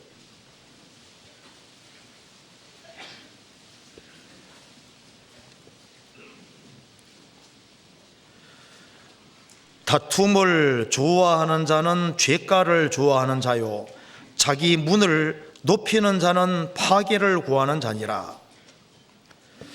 다툼을 좋아하는 자는 죄가를 좋아하는 자요, 자기 문을 높이는 자는 파괴를 구하는 자니라. 이게 자기 성읍의 문을 높이는 사람이 있습니다. 문 높인다는 게 뭡니까? 다른 사람이 접근하지 못하게 막는 거예요. 어떤 사람은 교회에 대해서 문을 높였습니다. 그러니까 신방하는 것도 막고, 성도에 대해서도 문을 높이는 거예요. 성도 들어오지 마, 내 생활 따로 있어. 성경에 대해서도 마음 문 높여가지고 자기한테 필요한 것만 딱 받아들이고 자기 마음에 안 맞는 건 딱 문 닫아버립니다. 일꾼에 대해서도 마음 문을 딱 닫아버리는 거예요. 높이는 거예요. 이게 문 높인다는 것은, 자기 문 높인다는 것은 들어오지 못하게 차단시키는 겁니다. 좋은 것이 들어와야 되는데 그걸 차단시켜서 자기 기준을 딱 가지고서 자기 기준에 맞는 것은 탁 받아들이고 안 맞으면 탁 쳐내버리고, 그러니까 제대로 그 성이 튼튼하게 되고 발전할 수가 없잖아요. 그래서 자기 문을 높이는 사람은 반대쪽으로는 마음 문 열거든요. 세상적인 것을 향해서는 마음을 탁 열고, 텔레비전 향해서는 마음을 쫙 열고, 그리고 성도에 대해서, 교회에 대해서는 마음 문을 조금밖에 안 열고 성문 자꾸 높이는 거예요.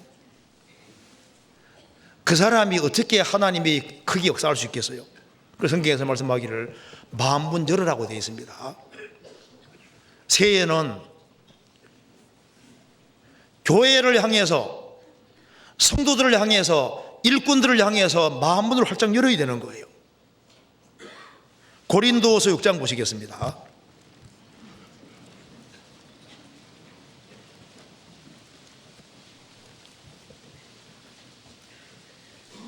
6장 13절.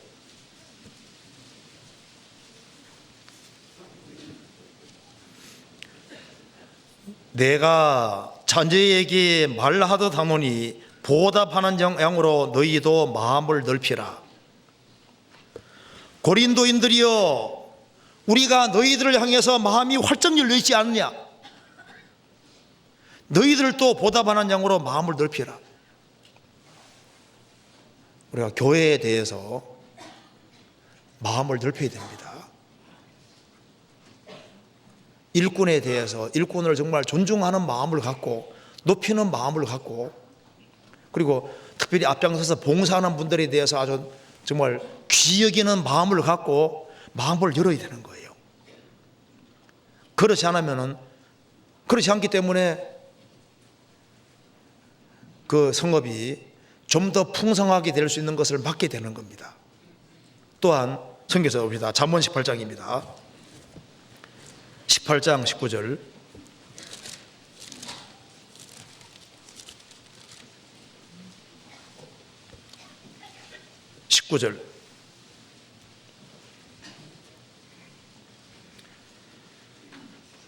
노엽게 한 형제와 화목하기가 견고한 성을 취하기보다 어려운즉 이러한 다툼은 산성 문빗장 같으니라. 노엽게 한 형제와 화목하기가 얼마나 어렵냐면은 견고한 성을 취하기보다 어렵다. 이러한 다툼은 산성문 빗장 같으니라. 그래서 화목하지 않고 반복하는 성업이 되어 있을 수도 있는 거예요. 마귀는 미워하는 마음을 가지게 만들어서 용서 못하는 마음을 가지게 만듭니다. 그래서 중심에 용서하는 마음이 없으면은 신앙생활을 힘차게 할 수 없어요.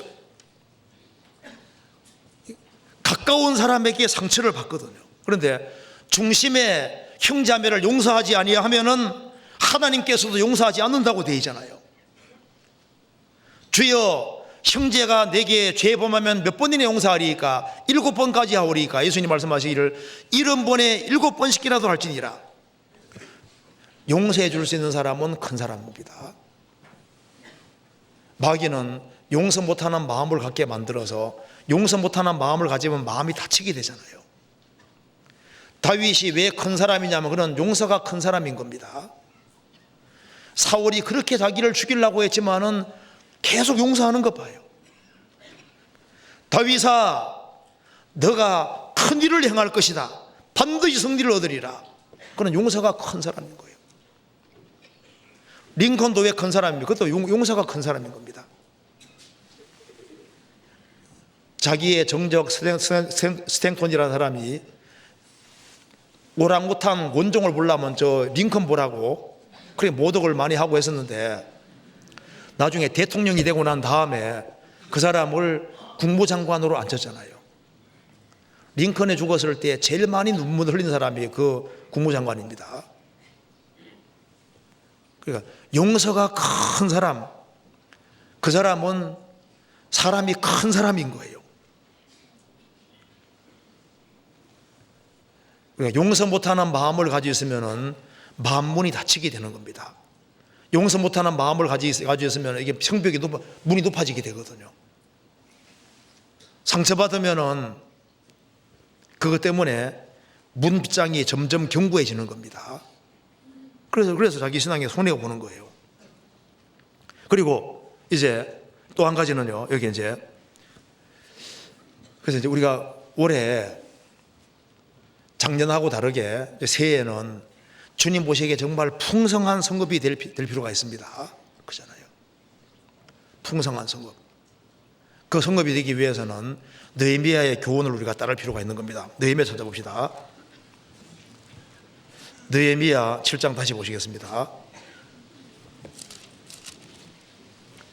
느헤미야 7장 3절.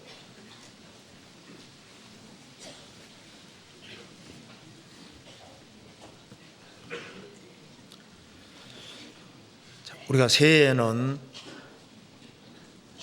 성읍은 성읍이되 주님 보시기에 아주 합당한 성읍이 될 필요가 있습니다.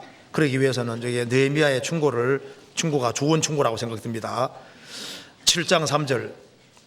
내가 저희에게 이르기를 해가 높이 뜨기 전에는 예루살렘 성문을 열지 말고 아직 파수할 때 곧 문을 닫고 문빗장을 지르며 예루살렘 거민으로 각각 반차를 따라 파수하되 자기 집 맞은편을 지키게 하라 하였노니. 이 예루살렘은 공격받는 성읍이기 때문에 문단속을 잘하고 이걸 철저하게 지켜야 될 것을 얘기를 하고 있습니다. 성을 잘 지켜야 되는 거예요. 안전하게 지켜야 되기 때문에 어떻게 하라고? 문을 잘 닫아라. 문단속을 잘하라고 얘기하고 있잖아요. 문단속을. 구원받은 사람도 이게 내가 성읍인데 우리에게도 문이 많습니다.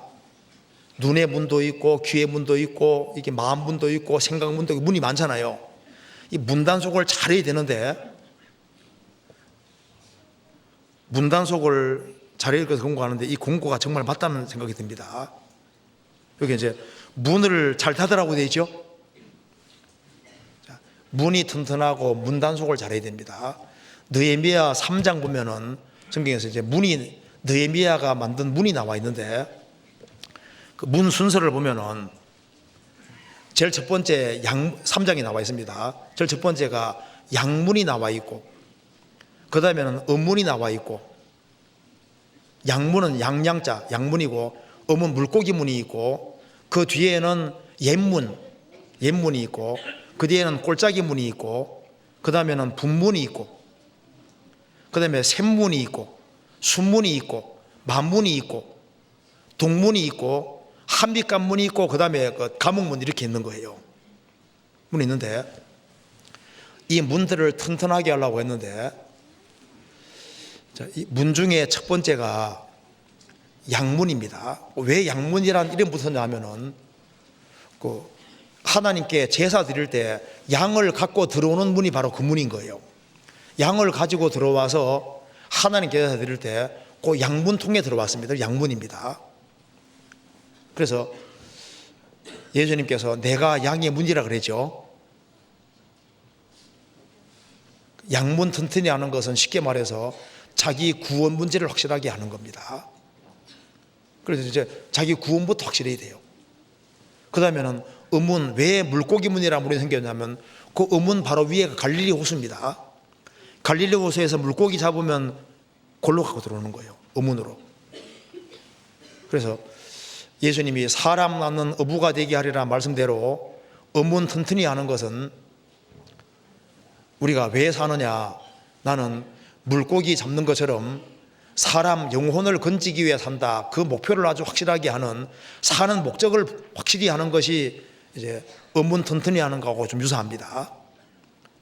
그 다음에 옛문은, 올드게이트 옛문은 왜 옛문이라는 말이 붙었냐면은 중요한 문제들이 있으면 장로들이 모여서 거기에서 아주 까다로운 문제, 어려운 문제들을 의논하는 곳이 바로 옛문, 거기에서 했던 겁니다. 그 뭘 가르치냐면은 진리되는 예수님 가르치는 거예요. 옛문은 진리되는 예수님, 예신앙, 하나님 원래부터 주신 신앙을 굳게 담는 겁니다. 새 것 말고 옛 것.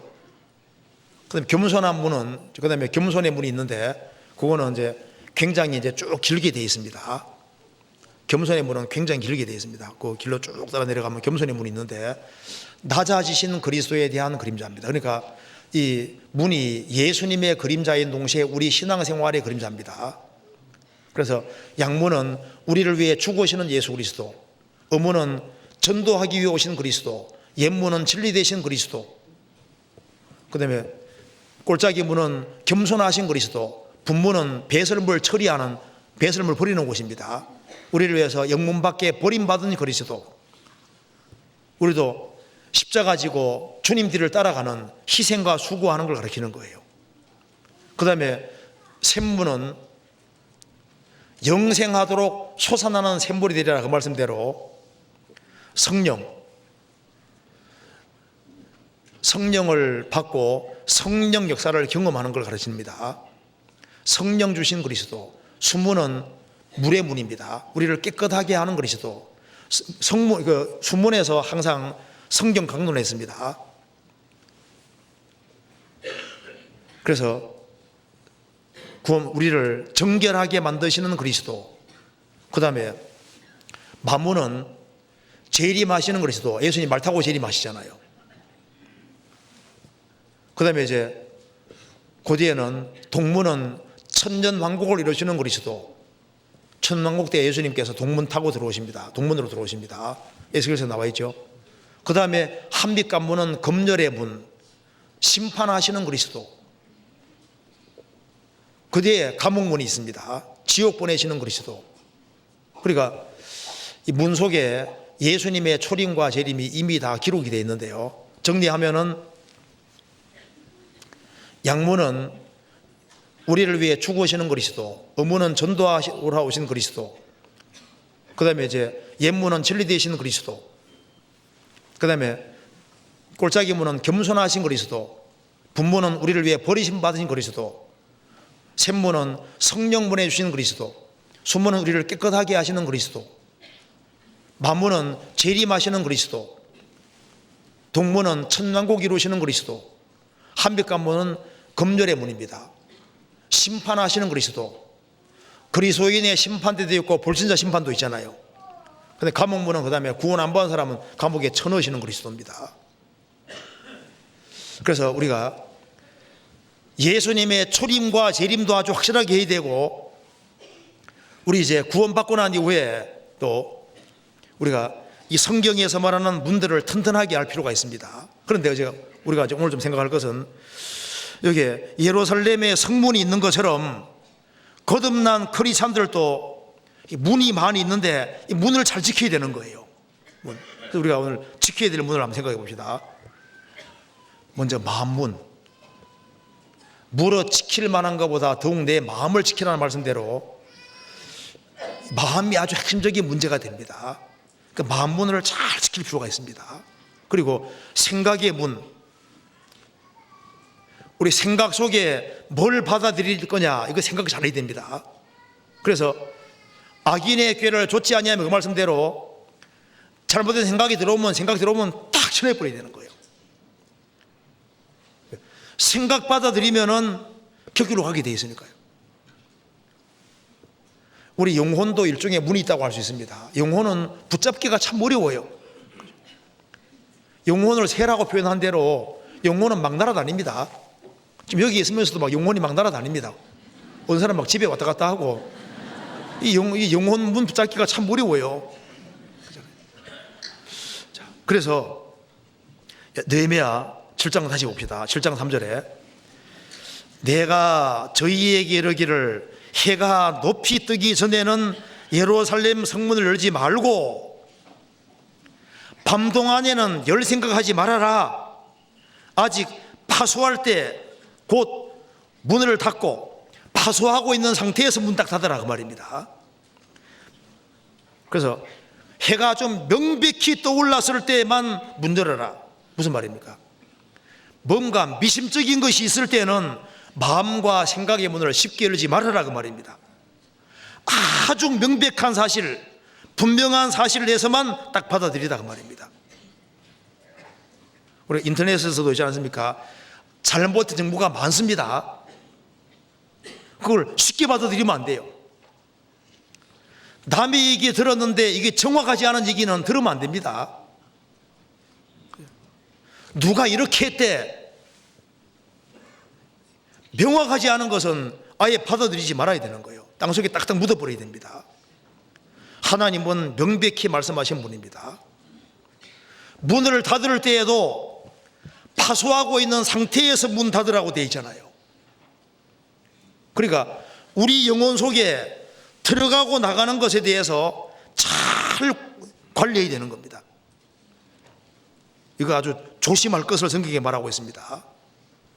문단속을 잘하고 명백한 것만 받아들이고, 그리고 이 속에 있는 것이 빼앗기지 않도록, 누구 훔쳐가지 않도록, 도둑놈이 들어오지 않도록 잘 단속이 된다고 말입니다. 근데 우리가 작년에 빼앗긴 것이 많이 있습니다. 단속 안 해가지고. 단속 못한 것이 어떤 걸까요? 첫째, 시간. 우리가 작년에 마귀에게 빼앗긴 시간들이 아주 많습니다. 시간을 뺏어가거든요. 단 한 번밖에 없는 인생인데 세월을 아끼라고 성경에 말씀했는데, 이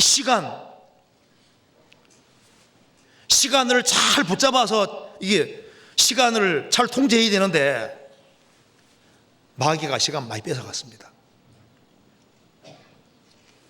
성경에 말씀하기를 그런즉 너희가 어떻게 행할 것을 자세히 주의하여 지혜 없는 자 같이 말고 오직 지혜 있는 자 같이 하여 세월을 아끼라. 때가 가니라. 세월을 아끼라. 아끼란 말이 헬라어에는 세월을, 시간을 구원하라, 건지라 그 말입니다. 이 사울 같은 경우는 보면은 시간을 어디에다 허비했습니까? 어떻게 하면 다윗을 죽일까? 천하께나 그거 연구했잖아요. 백성들을 몰아서 어떻게 하든 간에 다윗을 죽이려고 하는데 시간을 너무 많이 보냈습니다.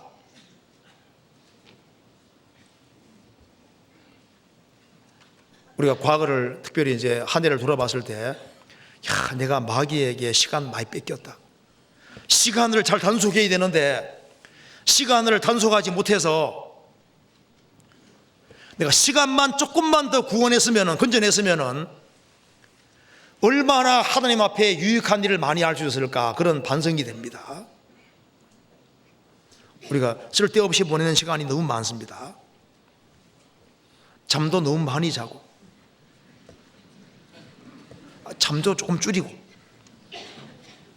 텔레비전 보는 시간이 너무 많아요. 인터넷 보는 시간이 너무 많고, 스마트폰, 이거 진짜 문제입니다. 스마트폰 보는 시간이 너무 많아. 스마트폰이 행복하게 해준다고 생각합니다. 이 시간을 최대한 건져내야 되는데 시간 확보를 해야 돼.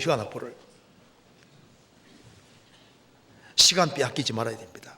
그래 시간을 다 최대한 잘 이렇게 모아가지고 중요한 것에다가 시간 투자를 해야 되는 거예요.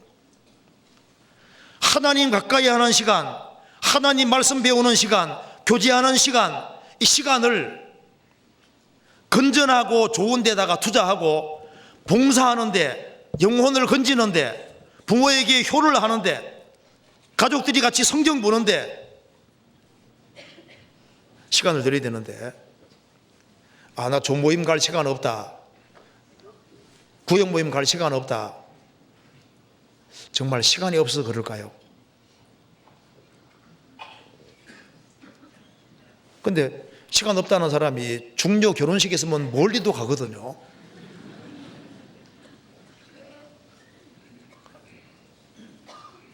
여기에 지켜야 될 것 중에 하나가 이게 여기 시간입니다. 시간 단속을 잘해서 시간을 악착같이 모아서, 시간을 어디 쓰나 보면 그 사람 알 수 있잖아요. 가장 중요한 것, 거기에다가 시간을 들여야 되는 거예요. 진짜입니다. 그 시간 들이는 것이 그 사람 인생인 거예요. 어디에다가 시간을 주로 들이느냐? 시간을 최대한 전략해가지고 중요한 곳에 들여야 되는 겁니다. 그리고 또 한 가지, 우리가 이 단속을 해야 될 것 중에 하나가 이게 입입니다. 입이 이게 문이거든요. 이 문 중에서 제일 단속해야 될 문이 무슨 문입니까? 입문.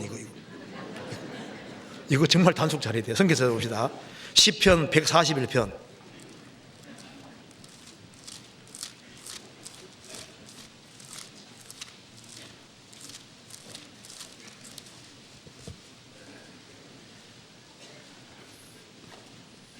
(141편) 3절입니다.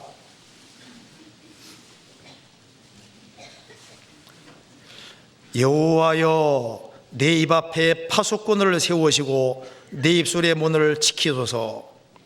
여호와여, 내 입 앞에 파수꾼을 세우시고 내 입술의 문을 지키소서. 입술의 문이라고 표현을 했습니다. 우리가 이 문 단속을 잘해야 되는데, 여기에 입 단속을 정말 잘해야 됩니다. 여자는 25,000 단어를 말하고 남자는 하루에 7,000 단어를 말한답니다. 여자가 말을 훨씬 더 많이 해요. 그러니까 여자들이 입을 더 많이 통제해야 됩니다. 사실 작년을 또 이제 이렇게 한 해 들어보면 거의 문제는 입 문제입니다. 말로 인해서 문제가 다 생긴 거예요. 그래서 이 입술만 잘 단속하면은 인생에 많은 문제가 없어지게 되는데, 입술이 이게 잘 안 되잖아요.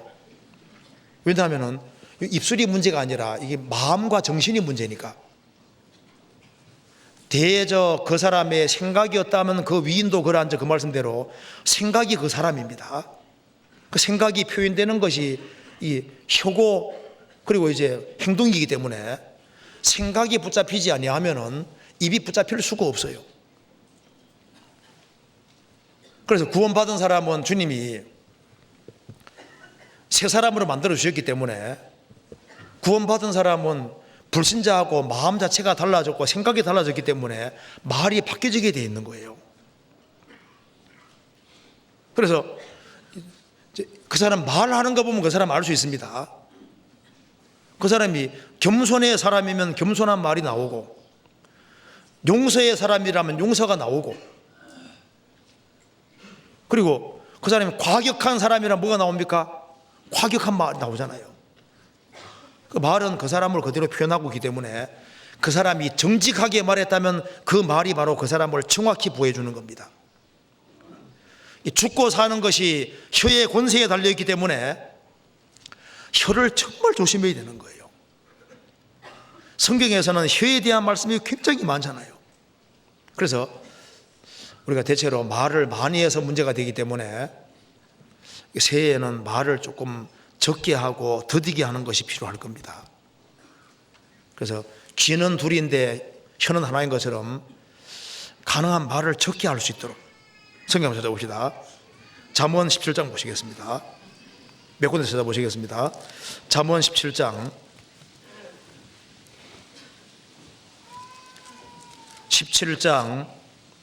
17절 17장 27절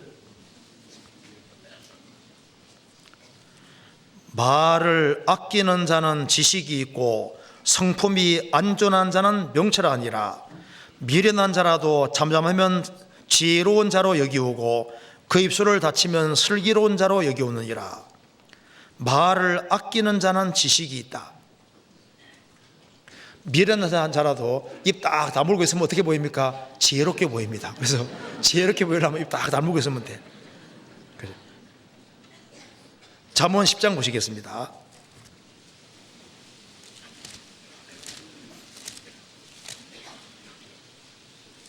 장 19절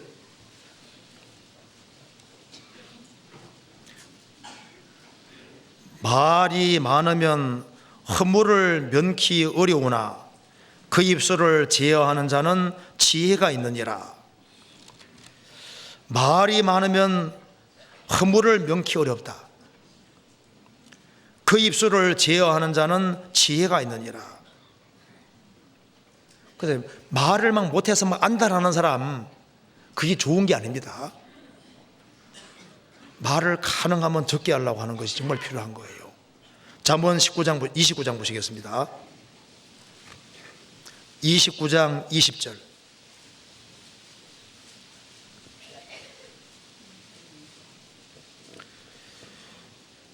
내가 언어에 조급한 사람을 보았느냐 그보다 미련한 자에게 오히려 바랄 것이 있느니라. 언어에 조급한 사람을 보았느냐, 막 말을 막 못해서 안달하는 사람 봤느냐, 그보다 미련한 사람에게 오히려 바랄 것이 있다. 그래서 말을 적게 하는 것이 지혜입니다. 그리고 말을 할 때는 정말 기도하는 가운데 경우에 합당한 말, 그리고 우리 입에서는 선한 말, 그리고 하나님을 정말 높이는 말, 다른 사람에게 용기와 힘을 주는 말, 그리고 성도들에게는 말을 적게 하고 말 많이 하고 싶으면 불신자 붙잡고 실컷 얘기해요. 성도들 앞에서는 조심해야 되는 거예요. 성도들은 이게 마음이 생각보다 아주 민감합니다. 그리고 말을 쉽게 기억하고 이제 그래서 굉장히 마음이 이제 민감하기 때문에 우리가 말을 가능하면 짧게 하고 깨닫는 말로 짧게 얘기하고, 그리고 이제 상황도 분위기 좀 봐서 내가 말을 많이 하면 눈치가 좀 안 좋다 싶으면 얼른 이제 간증할 때도 적당한 선에서 하고, 너무 길게 하면요 식구들은 마음이 좋으니까 참고는 있는데 속에서는 끝내주기 바랄 수도 있어요. 그죠? 그리고 우리가 말을 할 때도 자기 분량을 넘어서는 말을 하지 않도록 조심해야 됩니다. 자기 분량 넘어서는 거, 괜히 신령한 체 한다든가 자기 자신을 조금 이렇게 부각시킨다는 건 조심해야 됩니다. 그런데 말 중에서 정말 삼가해야 될 말은 이거 과격한 말인 거예요. 그래서 사람들은 과격한 말 하면 일단 손해보게 되어 있습니다. 잠언 15장 보시겠습니다.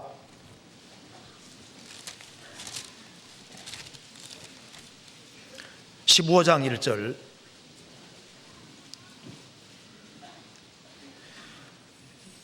유순한 대답은 분노를 쉬게 하여도 과격한 말은 노를 격동하느니라.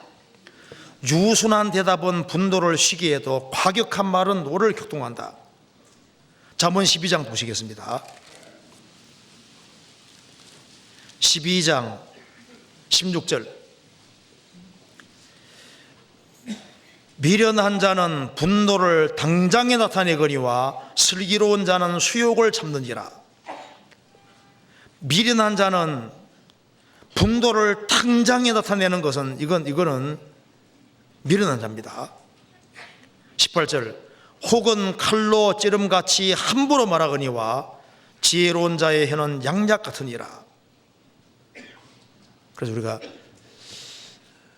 그런 과격한 말을 정말 삼가해야 되고, 남의 비밀 같은 건 얘기하지 말고, 그리고 정확하지 않은 얘기는 퍼뜨릴 생각도 하지 말고, 자기 자랑의 말을 하지도 말고, 남 비판하는 말 하지 말고, 누가 이렇더래 누가 저렇더래 이런 말 할 필요 없습니다. 그럴 시간이 어디 있어요. 그리고 집안에서는 제발 목소리 톤 좀 낮추시고, 그래서 좀 조심해야 됩니다. 그리고 단속해야 될 또 한 가지가 물질 단속을 잘해야 됩니다. 물질이 막 새 나가는데 물질 단속을 잘해야 되는 거예요. 우리가 애써서 버는 물질인데 이것이 막 새 나가는데 이거 새 나가지 않도록 내가 주님 앞에 제대로 쓰고 있는지 계산 잘해야 됩니다. 어떤 교회 500명 교회가 다니는 500명이 있는 교회가 있는데 한 사람이 물었습니다. 그 교회는 11조 몇 명 합니까 하니까 우리 교회는 500명 다 합니다 하니까 놀래버리는 거예요. 세상에 그런 교회도 있냐. 우리 교회 절반은 교회다 하고 절반은 하나님이 직접 거둬가십니다. 어쨌든 거둬가요. 그러니까 이래 하나 저래 하나 거둬가니까 주님께 드리는 게 잘하는 겁니다. 물질 단속을 잘해야 돼요. 그 다음에 또 한 가지는 행실 단속. 내가 혹시 이렇게 성격적으로 좀 원한 부분이 있을 때 그걸 통제를 잘해야 됩니다. 들이받는 버릇이 있으면 그거 단속을 해야 됩니다. 성경 찾아볼까요? 출애굽기 21장. 출애굽기 21장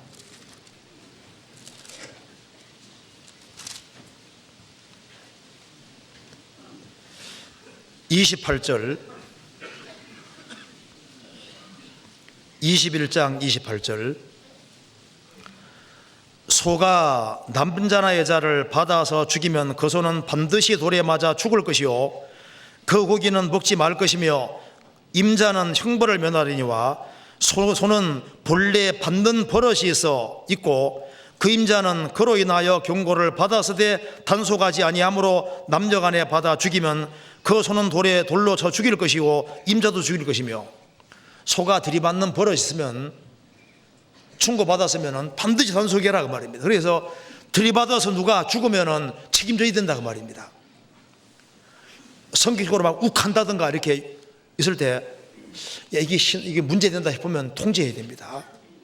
적극적으로. 단속해야 될 것이 많이 있습니다. 그리고 이제 개인도 성이고 교회도 일종의 성입니다. 그래서 이 교회라는 이 성을 튼튼하게 만들어야 됩니다. 그래서 성령의 하나 되게 하신 걸 힘써 지키라 말씀대로 이 교회가 튼튼한 것이 그렇게 중요한 거예요. 교회가 튼튼하면 개인도 튼튼할 수 있는 거예요. 그러니까 교회가 없었다면 어떻게 될 뻔했습니까? 교회가 없다면 정말 불행할 겁니다. 그래서 이 교회가 튼튼하기를 간절히 구해야 되고, 예루살렘 성의 평강을 구하라고 성경에 되어 있잖아요. 교회가 튼튼해지면은 가정도 튼튼해질 수 있는 거예요. 근데 또 한 가지 성경 찾아봅시다. 느헤미야 다시 봅시다. 느헤미야 4장 7장 다시 봅시다. 느헤미야가 닫기만 하지 않고 열으라고 되어 있습니다. 7장 3절에 보시겠습니다.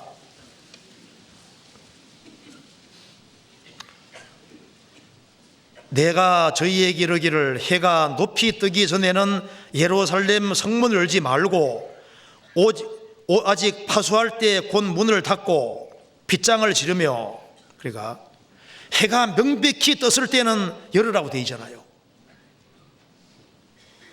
이 성문은 닫고만 있는 성이 아니라 열어야 될 성인 거예요. 열어야 돼요. 우리는 단속만 하는 것이 아니라 주님께 받은 것이 많이 있기 때문에 우리의 필요를 하는 사람에게 양식을 나눠주는 성업이다 그 말입니다. 그잖아요. 나눠줘야 되는 거예요. 우리는 지금 신령한 양식을 많이 가지고 있는 성업입니다. 그런데 이 곡식을 내주면 사는데 곡식을 내놓지 않아서 그 사람들이 죽으면 안 되잖아요. 성경에서 봅시다. 잠언 11장 26절.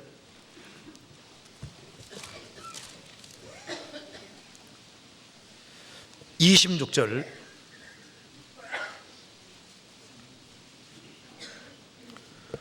곡식을 내지 아니하는 자는 백성에게 저주를 받을 것이나 파는 자는 그 무리에 복이 있으리라. 곡식을 내지 아니하는 자는 백성에게 저주를 받을 것이나, 굶어 죽어갈 때는 성문 열고 곡식을 나눠줘야 되는 겁니다. 우리는 왜 사냐면은 우리 성을 견고하게 만들려는 이유가 뭘까요? 나눠주려고. 우리는 축복을 받은 사람이기 때문에 축복을 나눠주는 성읍이 되어야 되는 겁니다. 우리가 한 해를 돌이켜봤을 때 정말 우리의 도움을 필요로 하는 사람들이 많이 있었는데, 우리가 주님께로부터 조금 더 많이 받고 그리고 더 많이 나눠줬으면 훨씬 더 많은 사람이 유익을 받을 수도 있었을 겁니다. 그래서 우리가 성읍을 튼튼하게 할 필요가 있습니다. 시편 127편에 여호와께서 성을 세우지 아니하면 성을 세우는 자의 수고가 때문에 그 말씀대로 하나님께서 성을 지켜줘야 되는 것처럼 하나님이 우리를 지켜주셔야 되는 겁니다.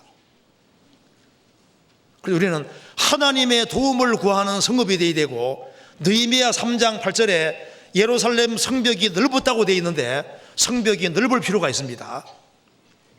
성벽이 넓으면 안전하잖아요. 성벽이 넓으면 누가 들어오기가 어렵습니다. 그래서 성벽이 아주 넓고 튼튼하고 거기에 망대까지 세우면 더 좋을 겁니다. 망대가 세우면 저기 누가 오는지 항상 동태감찰할 거 아니에요. 그리고 문 빗장이 아주 견고하게 되어 튼튼한 문 빗장, 그렇게 해서 우리가 견고해지면 영향력을 미치게 되는 그런 성읍이 될 수 있는 겁니다.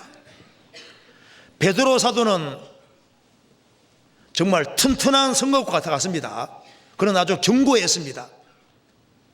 그는 한 번 설교할 때 3,000명, 5,000명이 구원받았습니다. 바울 사도도 풍성한 성읍이나 마찬가지이기 때문에 그는 얼마나 많은 교회를 세우고 신약 성경 14권을 기록했습니다. 하나님 앞에 귀 쓰임받은 성읍들이 아주 많이 있고, 교회에서 속에서 또 성경 속에서 영향력을 크게 미친 성읍들이 많이 있잖아요. 그래서 우리가 견고한 성읍이 될 필요가 있습니다. 그래야만 더 많은 사람에게 영향력을 미칠 수 있고, 그래서 우리가 튼튼한 성벽들을 좀 관찰해야 돼요. 우리 서울교회 안에도 보면요, 튼튼한 분들 있잖아요. 저 사람들이 왜 저렇게 튼튼하게 됐을까 좀 관찰을 잘해서 좋은 것은 본받아야 되는 거예요. 성 중에 난공불락의 성이 있거든요. 구원받고 지금까지 천년 변함이 없어. 아무리 공격받고 어려운 일을 당해도 아주 튼튼한 성읍이 있잖아요. 우리는 양식을 나눠주는 성벽일 뿐 아니라 공격하는 성읍이 되어야 됩니다. 그래서 주님께로부터 무기를 받아서 이 불신자들을 공격해서 불신자들 성이 지금 점점 견고해집니다. 요즘 보면 달라요. 지금 1990년대하고 2000년대하고 2010년대하고 사람들이 너무 달라졌습니다. 과거에는 성벽이 안 두꺼웠거든요. 사람을 성읍으로 비유하면은 불신자들이 그렇게 두껍질 않았습니다. 지금은요, 얼마나 많은 것으로 무장하고 있는지 전도 집회하면요 네이버 검색하거든요. 네이버가 신이요. 그걸 믿고 하나님보다 이게 눈에 보이는 그런 것들을 기대고, 그리고 세상의 정보가 얼마나 많은지 그런 걸 똘똘똘 이제 뭉쳐서 성읍을 아주 견고하게 만들기 때문에 한국 사람들도 건지기가 점점 어려워집니다. 그런데 어떻게 여리고 성을 정복했습니까? 하나님 말씀에 순종해서. 여호수아가 가나안 땅 정복한 것처럼 여호수아가 예수님의 그림자입니다.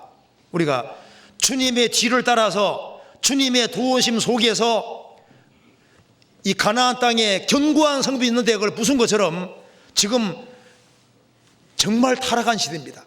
한 사람 건지기가 정말 어렵고 공격을 많이 퍼부어도 잘 굴복이 안 되는 성읍이잖아요. 전도하다 보면 정말 답답해요. 앞뒤가 꽉 막혀서 이거 어떻게 건져야 되냐 그 말입니다. 그러니까 하나님의 도움이 없이는 건지기 어렵게 되어 있습니다.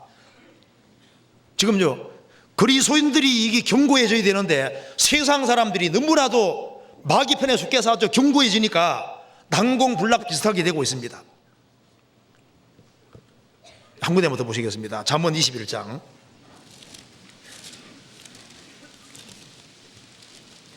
21장 22절.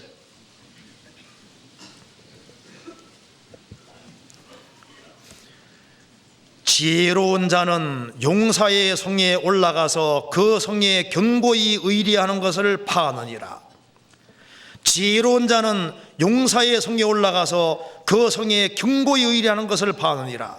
그처럼 하나님의 지혜와 하나님의 능력을 받으면 견고한 진을 파할 수 있는 겁니다. 그래서 우리가 새해에는 좀 철저하게 계획을 세워서 내가 몇 명의 사람을 건질 것인가 그런 것을 생각을 하고, 그리고 새해에는 정말 내가 튼튼하게 돼서, 지금 여기 아버지가 견고한 성인 사람도 있고 남편이 견고한 성인 사람도 있고 자식이 견고한 성인 사람도 있잖아요. 근데 그걸 하나님의 지혜와 하나님의 능력이 있으면 틀림없이 건져낼 수 있을 겁니다. 그리고 우리는 잠시 후에 천성에 올라가게 될 겁니다. 성경 요한계시록에 천성에는 뭐가 없다고요? 문이 없다. 문이. 성문들이 도무지 닫히지 않습니다. 거긴 밤이 없으니까. 그래서 이 세상의 모든 도시들은 다 무너지지만은 구원의 성만은 안전합니다. 그리고 천성만은 영구한 도성이 바로 천성이에요. 천성. 거기에는 문들 닫히지 않습니다. 그리고 우리는 생을 살아가면서 나는 하나님 앞에 사랑받는 성읍이라는 걸 아셔야 됩니다. 하나님의 최고의 관심이 내게 있거든요.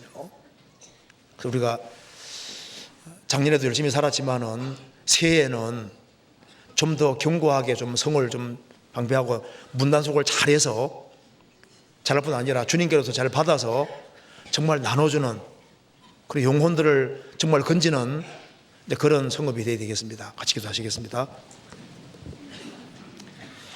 자비로우신 우리 아버지 하나님, 저희들을 주의 보배로운 피로 구원해 주신 것을 감사합니다. 새해 주님의 복음과 영광을 위해 살 수 있도록 저희들을 견고하게 만들어 주시고, 주님의 은혜와 사랑으로 영혼들을 실제로 건지고 세울 수 있도록 역사해 주시고 도와주옵소서. 오늘 나머지 모든 시간도 도와주시고 나머지 모든 말씀에도 함께해 주시고 도와주시옵소서. 주 예수 그리스도 이름으로 기도하옵나이다. 아멘.